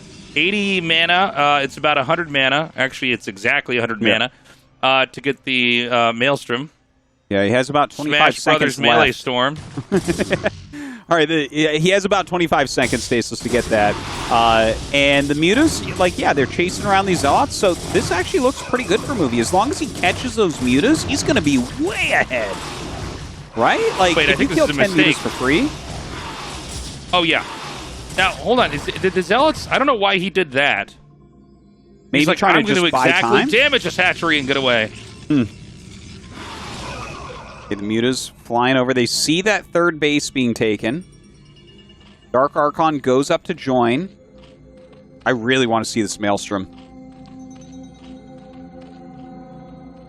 Yeah, I think that this is all lining up nicely for Movie. Again, Movie's got really solid foundational plays, and Hydra Bus or even Hydra Pressure, it's been part of the game for so long here, but I think if Protoss gets his third base set up, it's smooth sailing. Yeah, well, with the double gas there as well, that's 4 gas. You can make a lot of High Templars with that. No question. All right, here we go. Oh, he gets it! Where's the storm? There it is! Oh, the value! My God. He actually missed the storm partially, but the mutas floated out of it. Yeah, but I mean, that's fine. The Dragoons will kill off the rest. Beautifully done, and now you can put the pressure on. Because now it's just Hydras. They're not going to have Lurkers if they went for Mass Muta like that. Right, he is coming out now. A lot of Dragoons following up. High Templars still here with some Psy Storms. A huge amount of Hydras have gone down to this 4th base location. Is he going to push up the big ramp? I think he is. He's going to come up here on the side. Yeah, looks like he's going to just push into these Hydras. And the Hydras, like, there's not enough there right now. He really needs to reinforce this. It's kind of a funny-looking battle we see. All right, we're running through right now, trying to pick off some of these High Templars, but the Storms are good. Oh, the Storms were amazing. And now you can actually, think about this, Artosis, be on the high ground with Dragoon High Templar versus the Hydras. Or not, apparently. He's going to just stay down here, but this is also completely acceptable as these Hydras are basically lining up, and they're unable to really get anything done. There should be some more Zealots and High Templars coming in. Here they are now as the push continues on. Oh my God, he is just slaying right now. Hyuk losing so much of his army, getting caught off guard with that Maelstrom. And look at that, storms down those drones as well. Movie moving into this 4th base. And this looks like a game that he is going to dominate. Yeah, you saw Hyuk shaking his head here. I think he's realized just how screwed he actually is. Not even a single drone's going to get away. The Hive starts, but again, this is a very straightforward game from the Protoss from here. They basically stopped the Zerg at that very critical moment when development was so important. And this all comes back to going for Hydras early on. When you go for Hydras like this, it's very, very difficult to then be super robust in the late game. A strong push, especially one where he uses the Dark Archon to catch the mutas, he just shuts everything down. And here comes the attack, the follow-up here from Movie, getting on top of these Hydras, storming them down. Zealots coming in from all sides. The Hydras trying to get out. He is taking up the Hive, so I think he's hoping he can get to Defiler, but there's no way, no how. GG is called. And Hyuk going to be our first eliminated. Movie moves on for a rematch against JYJ. Yeah, Movie's going to get a second chance. And honestly, he had JYJ beat in the first game, so I would imagine he should be able to pull it off again. But clutch play by Movie. That was a tough one there for Hyuk. I think Hyuk played much better against Snow. Again, this is a map I think nobody's truly that comfortable on. This is a map nobody really calls home. And so, you know, let's go to a different map now. But Hyuk's out. Again, I think he played extremely well overall. But this is a very good group. Yeah. You know, I mean, so far the games are pretty good. But I don't know. Like, who do you think actually wins? You think Movie's going to take down JYJ this time? I think so. I think Movie's got it. I think he just has to make a few adjustments and he'll be good. But we got to see how JYJ opens. You know, I don't think JYJ is going to do something high risk like he did against Snow. All right, guys, we're going to take that short break. We come back, the last game of the day, JYJ versus Movie.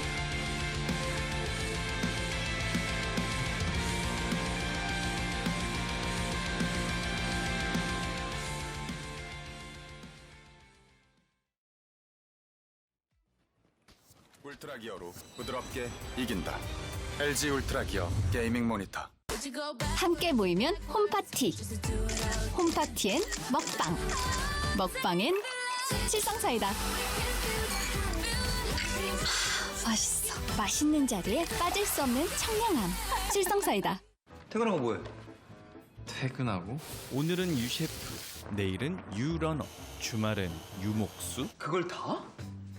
본캐부터 부캐까지 하고 싶은 게 많은 요즘 시대의 커피. 칸타타 콘트라베이스. 디자인하면서 가장 중요하게 생각했던 부분은 울트라 기어의 차별화된 브랜드 메시지를 잘 나타내는 것입니다. 신과 영웅들의 최강의 무기들을 검토하였습니다. 그중 니케의 승리의 날개를 모티브로 지금의 울트라 기어의 로고가 탄생하게 되었습니다. 울트라 기어의 이니셜인 U와 G를 비상하는 날개의 형상으로 레드 색상을 사용하여 강력한 에너지와 힘을 나타내었습니다. 울트라 기어는 최상의 퍼포먼스로 진정한 게임의 즐거움, 승리의 기쁨을 여러분께 선사할 것입니다.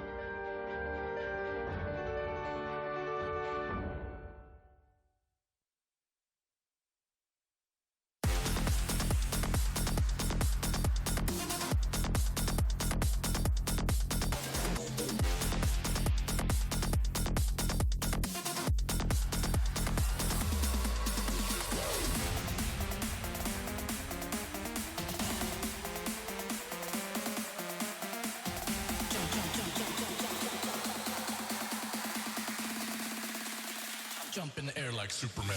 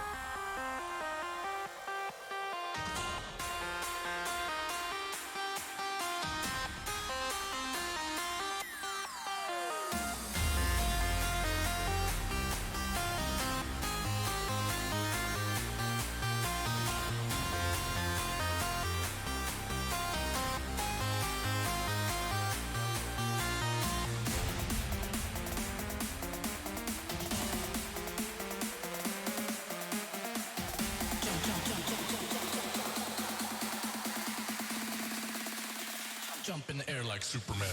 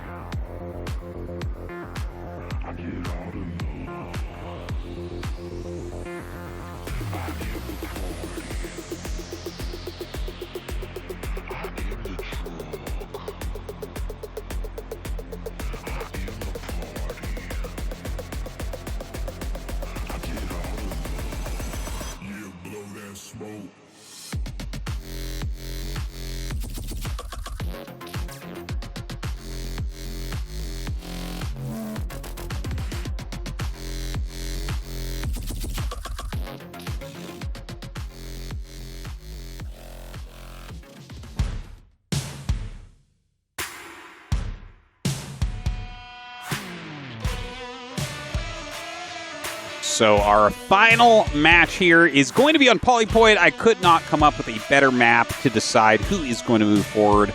It is going to be Terran versus Protoss, JYJ against Movie, the rematch. They already played on Eclipse. And honestly, Movie could have taken it, but made some mistakes. We'll see if he can play a little bit of a cleaner game, but of course, Polypoid plays out very differently than Eclipse. That's right. Polypoid can lead to some extremely insane late game PvTs. Protoss is very comfortable with a long game on this map, as it is a map, I should say, with 4 starting locations. Terran is able to macro up into a pretty powerful late game, possibly even getting up to 5 bases as well. It doesn't mean this game has to be long. Sometimes PvT can be surprisingly short, but I look forward to this. I think Polypoid is really one of the best maps that we've had in StarCraft, and I think what better way to settle this than on a map like this one? No, totally. And it's a very straightforward map. Like, anyone can win on the map, so that's kind of nice to see as well. All right, let's go. Let's get into it. See who's going to advance. Okay, Tastosis, here we go! Wow! Right into the ASL! Glad we stopped in time. I thought we were going to crash. It's like one of those immersive rides at Disneyland. We're casting it, but our chair is moving around underneath us. The boulder's blowing hot hot air on our necks. Indy, turn the wheel! All right, we got JYJ top right, Movie top left. So, yeah, this has, I think, been really, truly one of the great maps that's been made in StarCraft. I think nobody really complains about it. You have a lot of fun games on it. I think the map is fairly complex as far as its geography, but also I think reasonable to all the different races. Yeah, definitely would agree on that. It's just a high quality map. I think TVP here is really, really interesting because of the many paths that you can kind of run around. Right? It's like there's so many different ways to move your army, but it's not impossible to counter your opponent, right? Like it's not so complex. And I hope we get into a nice macro game. I hope it's not some sort of really silly you know, like forward 11 racks against non-Nexus first play. Yeah, that would be nice. It's been fun casting Movie so far. I mean, he had a very good handle on this matchup from what we saw earlier on, and I think he looked extremely, you know, in charge in that PVZ. It looks like in this game it's going to be barracks into command center. Mm-hmm. And now, I do want to point out... Oh, go ahead. No, sorry to run over your Tastosis. I was just going to say, I do want to point out that there are some extremely powerful cheeses from the Protoss that you can use against this if that CC goes down in a second, which I think it will. Mm-hmm. You can do the crawling Reaver. You can do the build that Artosis taught me on my stream, which is you put 2 more gateways out there and just do some more ranged Dragoon rushes to the front.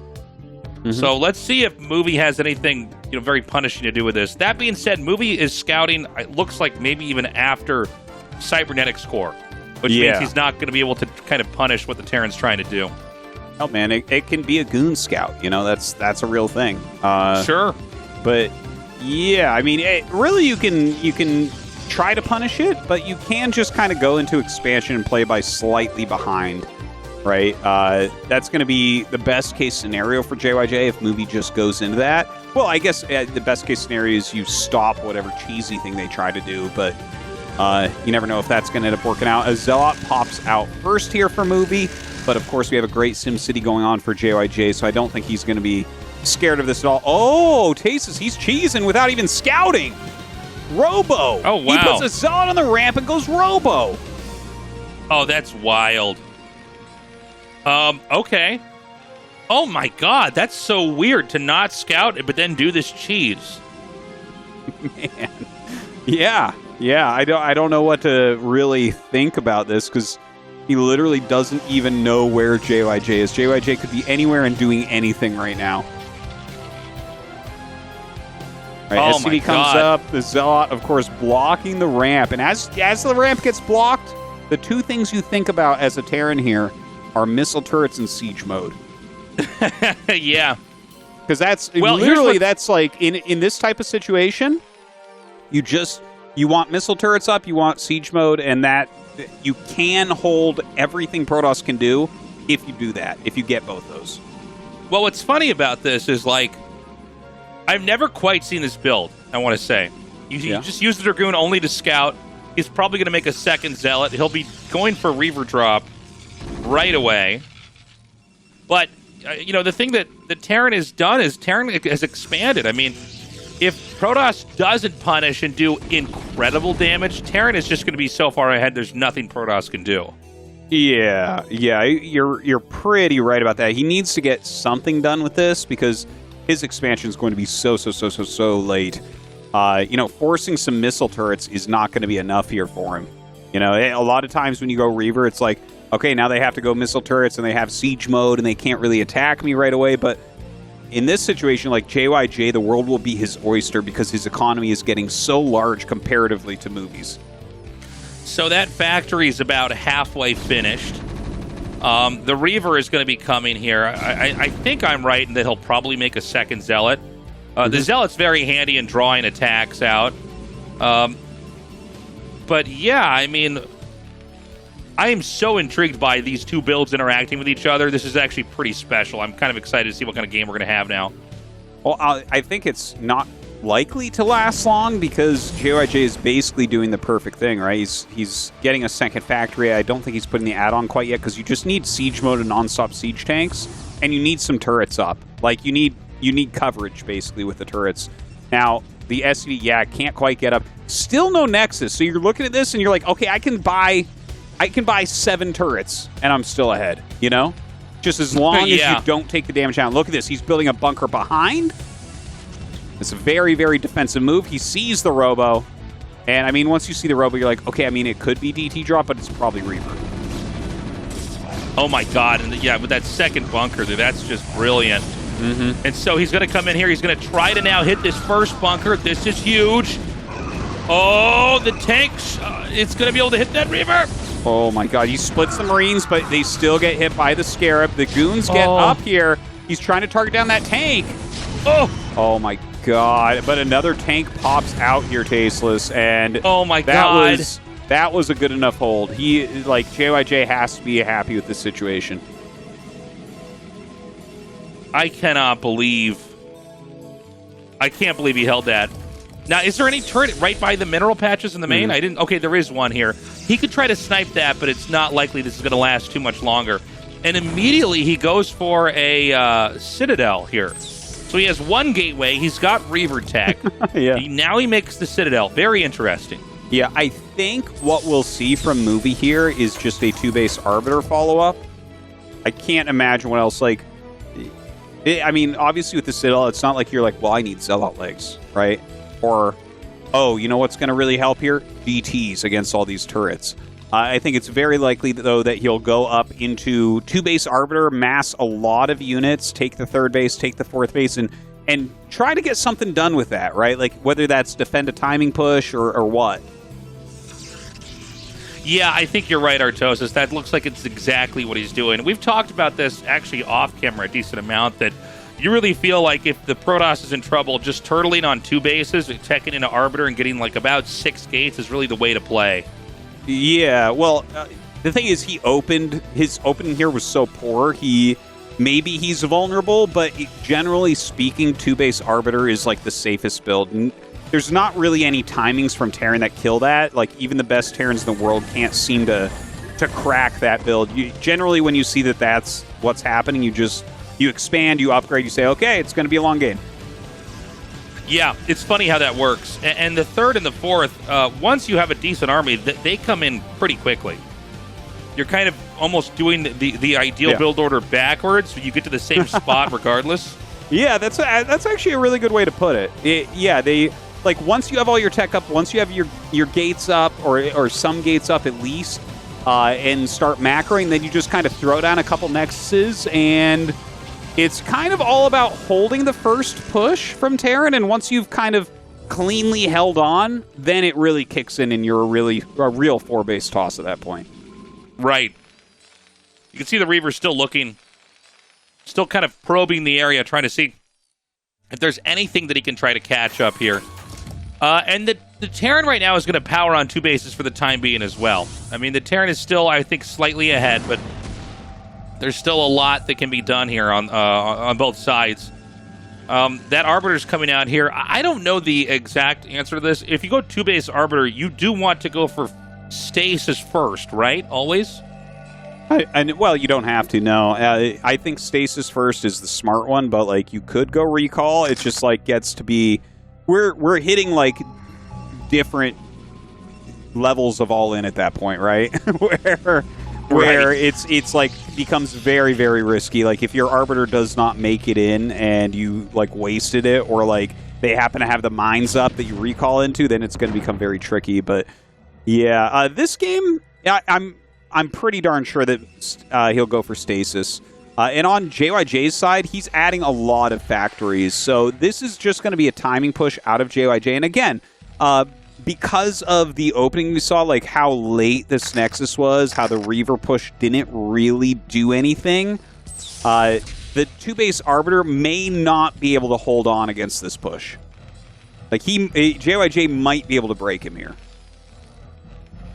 Yeah, let's see what JYJ can do. The Reaver's going to come out here. He needs to get 1 or 2 shots off. He doesn't lose any shields even. He picks that up, and he could back up. Here comes that late Nexus, you could see. Again, it's sort of a backwards build. Oh, no. Oh, no, he really needed that. Yeah, it was a little bit rough right there. Now, JYJ moving forward. He already has these mines laid out here, so the goons can't come up to engage. He runs into a goon even. Did he just shoot his observer? Oh, did he? Maybe. I didn't catch it. I swear, I think I just saw him shoot his observer. Oh, that's weird, because he was shooting mines. All right, I don't know. I'll have to check the VOD later, but that looked really, really weird. Now, the tanks are getting forward here. The only thing that can really save the Protoss right now is a good Stasis. You still need about 25 more mana on that Arbiter. That's plenty of time. Good idea with the DT coming through here. I really like this. He's going to force a scam. Oh, my God. That was insanity. that DT'd Mind Drag. Like, he saw the mine and he wiggled it around to try to get it through the vultures. It hit. That was a lot of damage. Very nice move. JYJ now moving out with that dropship, trying to get some harassment done. It looks like that is going to be pretty successful, and continuing to try to push. Yeah, drop some vultures over here while these tanks siege up. These Dragoons need to get out of here as fast as they can. Meanwhile, another drop over here into the main. Yeah, this is looking a little bit rough. It looks like he's also trapped 2 of his Dragoons with bad building placement in the main base. Oh, man. This is not looking good for Movie, man. He is many things have gone wrong for him this game. Yeah, he's able to snipe that one tank. Keep in mind that the Protoss can get pretty explosive here. If you can just get enough units, you can sometimes break free of this and power through their push. But the Terran means business. The Terran is putting turrets down here to block off this area. There's really not that much outside. There's an Arbiter, and he's about to lose that as well. It's going to be shot down here. Does he get the stasis off? He does, but does it really mean anything? 3 stasis Goliaths. You know, it's almost like he protected the Goliaths for later on. The Terran can try to inch in here even further. Here, Goliath, you killed my first Arbiter. Now I'll keep you alive to kill my second Arbiter. Yeah, not the best stasis there. And it seems like JYJ should be able to just clean this up from here. Look at how many goons he has stuck to. Like, there is... So bad. There are many things wrong with this game, Tasteless, from Movie's perspective. Like, everything he did kind of failed. The building placement not working out for him. That stasis, very lackluster. Dropping the Reaver on the mines, not so good. Yeah, it's a bad situation. He's going to unpower all his gates, too. He's going to unpower all those. That one pylon powered almost everything. There's only a few pylons on the side. I think we're going to see him tap out. Yeah. Props to JYJ, the 2-base powering Terran King here, is going to be moving on into the round, the next round here of ASL. This is crazy. Yeah, he did really well. Great mind drag there. Actually kills off those Goliaths. Does get another Arbiter out. But the spread here is really strong. He's coming in trying to pick off. Yeah, gets the vessel. So, I mean, that's a strong pickoff. But the inching forward of these siege tanks, the vultures there in the front, like, Dragoons will just never, ever be able to break this. Yeah, it's just too much right now. Yeah, it's just like the vulture count is too high, you know? Yeah, no, there's... not a bad idea. Yeah, no, dragging mines into vultures is a great way to eliminate them. All right, I mean, he's brought the vulture count way down. Where are those reinforcements? They're coming. They're going to pull up right now on screen. Here they come now. And I think as long as there are scans, you know there's going to be another science vessel coming up here. I love the drop, by the way, in the main. When it's so important to just kind of break free from this position. Well, he's coming in trying to break it once again. He's started to, like, eliminate pieces of this. Let's see what he does with the stasis. Looks like he's not going to use it. Okay, there you go. Throws the stasis down. Not a terrible one, but he's going to lose his entire army here trying to clear these tanks. He's not going to quite get them. And these vultures are still here. I have no idea how many probes they've probably killed in total, but it's only going to get worse. The vultures can now target down this one cannon, and there's nothing to protect the workers. Zealot's going to be moving into these spider mines. It's going to wipe them out pretty quickly. Yeah, just a few vultures left there as JYJ lands this third base. Scanning to try to get some more kills. Maybe a little bit greedy like right Movie there. Has something like 15 probes. Like, literally. He's pretty low, yeah. And you can see he's going to come up here. These stasis units are going to be here just in time to get that kill. And that's it. GG. Movie has been knocked out of the ASL, and it's JYJ, our Terran player, who will advance. Yeah, the blind cheese from Movie there, not enough to knock JYJ down. Yeah, definitely JYJ looking a lot stronger that game than Movie. No question there. Yeah, I don't know. It was a weird build to try.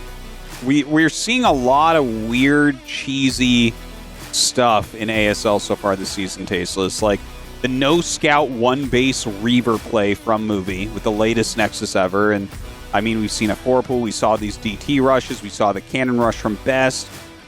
We saw rushes today as well that just didn't work out, like that forward 11 racks just gambling on a Nexus first. People are gambling in the ASL. They're doing some gambles, Tastosis. They are. And, that's usually not how you win a tournament. Anyways, guys, we got a quick interview here with JYJ. Let's see how he's feeling. He's moving on to the round of 16, escaping this part. ASL 시즌 all right, here we go. 24강 C조 경기 모두 만나보셨습니다. 오늘의 두 번째 16강 진출자 테란 정영재 선수 만나보겠습니다. 축하드립니다. 감사합니다. 오늘 진영화 선수를 두 번 잡고 16강에 오르셨습니다. 다시 한번 16강에서 또 8강을 향한 도전을 이어가게 되셨는데요. 소감 어떠신가요? 10년 감수했다는 생각이 드네요. 오늘 좀 경기하면서도 순간순간 철렁하는 일들이 좀 있었을 것 같아요. 특히 진영화 선수가 계속해서 좀 노림수를 쓰면서 정영재 선수를 흔들려는 모습이 좀 보였는데 특히 첫 경기는 또 캐리어에 좀 흔들릴 수밖에 없었어요. 드랍십도 끊겼고 멀티도 좀 부족한 상황에서 그래도 병력을 좀 모으면 한 방은 있다라는 좀 생각을 하셨을까요? 일단 그게 8벌처가 다 타 있었는데 죽어서 오늘 안 되는 날이구나. 네. 너무 느낌이 안 좋았는데 그래도 가니까 에라 모르겠다 하고 가니까 그래도 다행히 좋은 결과였어요. 결국에는 병력을 모아서 타이밍 견제를 갔던 것이 또 정영재 선수에게 또 한 번의 기회를 만들어줬던 것 같습니다. 장윤철 선수에게는 아쉽게 좀 패배를 했지만 다시 한번 진영화 선수와의 최종전 경기 좀 꼼꼼하게 초반 상황을 파악하는 느낌이 좀 있었거든요. 의심을 좀 하셨나요? 뭔가 있을 것이다. 그러니까 너무 수상하게 막아놓고 있길래 네. 일단 제 주변은 다 찾았는데 끝까지 앞마당이 없더라고요. 그래서 그때 이거 막기만 해보자 일단 이 생각으로 막아냈던 것 같습니다. 네, 상대의 앞마당을 확인을 하고 이 수비에 아낌없이 좀 자원을 투자하시면서 결국에는 리버를 막아내고 또 한 방을 만들어냈던 정영재 선수입니다. 좀 당황할 법한 상황에서도 침착하게 좀 플레이하는 게 인상적이에요. 또 당황은 하진 않나요, 경기하면서는? 근데 마지막 판은 조금 예상을 했고 네. 두 번째 판에 이제 윤철이랑 할 때 상대 그 더블 넥서스만 생각하고 열심히 찾아다니다가 한 5분 만에 끝나서 좀 민망하더라고요. 입주를 못했어요, 집에. 좀 대갚아주고 싶은 마음이 드셨을 것 같아요. 좀 워낙 좀 정영재 선수의 원래 모습을 좀 보여주지 못해서. 굳이 윤철이랑 만나고 싶진 않네요. 그래도 16강에 아무래도 프로토스가 좀 많을 것 같거든요. 프로토스전에 대한 생각은 어떠세요? 이번에 제가 토스전을 굉장히 싫어하고 못해요, 솔직히. 그래서 좀 극복해 나가는 시즌이 됐으면. 정영재 선수의 약점을 극복해 나가는 성장 시즌이라고 생각한다라고 말씀을 해주셨는데 끝으로 팬들에게도 응원해 주셔서 감사하다는 말씀 전해주시죠. 일단 다들 이제 뭐 2시즌 연속으로 16강을 가니까 이제 올라가는 게 당연하다고 눈치를 주는 거예요. 그래서 되게 저는 심적으로 불안했는데 그래도 올라가서 너무 다행이고 응원해 주셔서 항상 감사하다는 말씀 전하고 싶습니다. 네, 또 정영재 선수의 목표가 4강이라고 밝힌 만큼 이번 시즌 멋진 경기들 기대하겠습니다. 축하드립니다. 감사합니다. 자, 이렇게 해서 오늘의 두 번째 16강 진출자 정영재 선수와 함께 이야기 나눠봤습니다. 경기 결과 확인해 보시죠.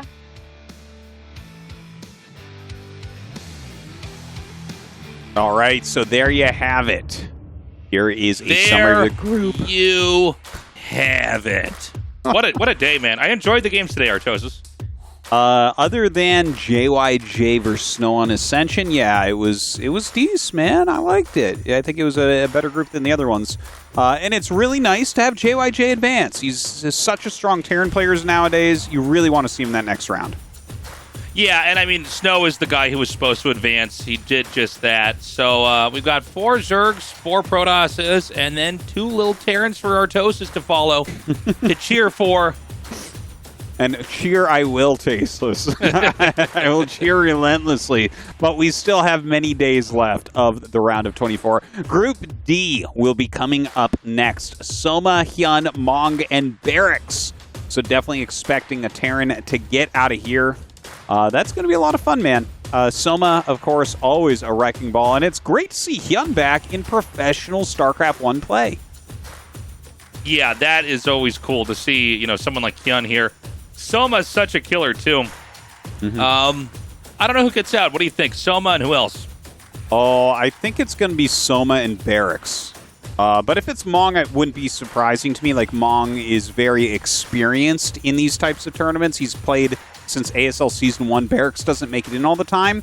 But Barracks is a very fresh Terran with very sharp new builds, right? So, I mean, the old guard Mong might make it, but I'm kind of putting my money on Barracks this time. I think it's a fair bet.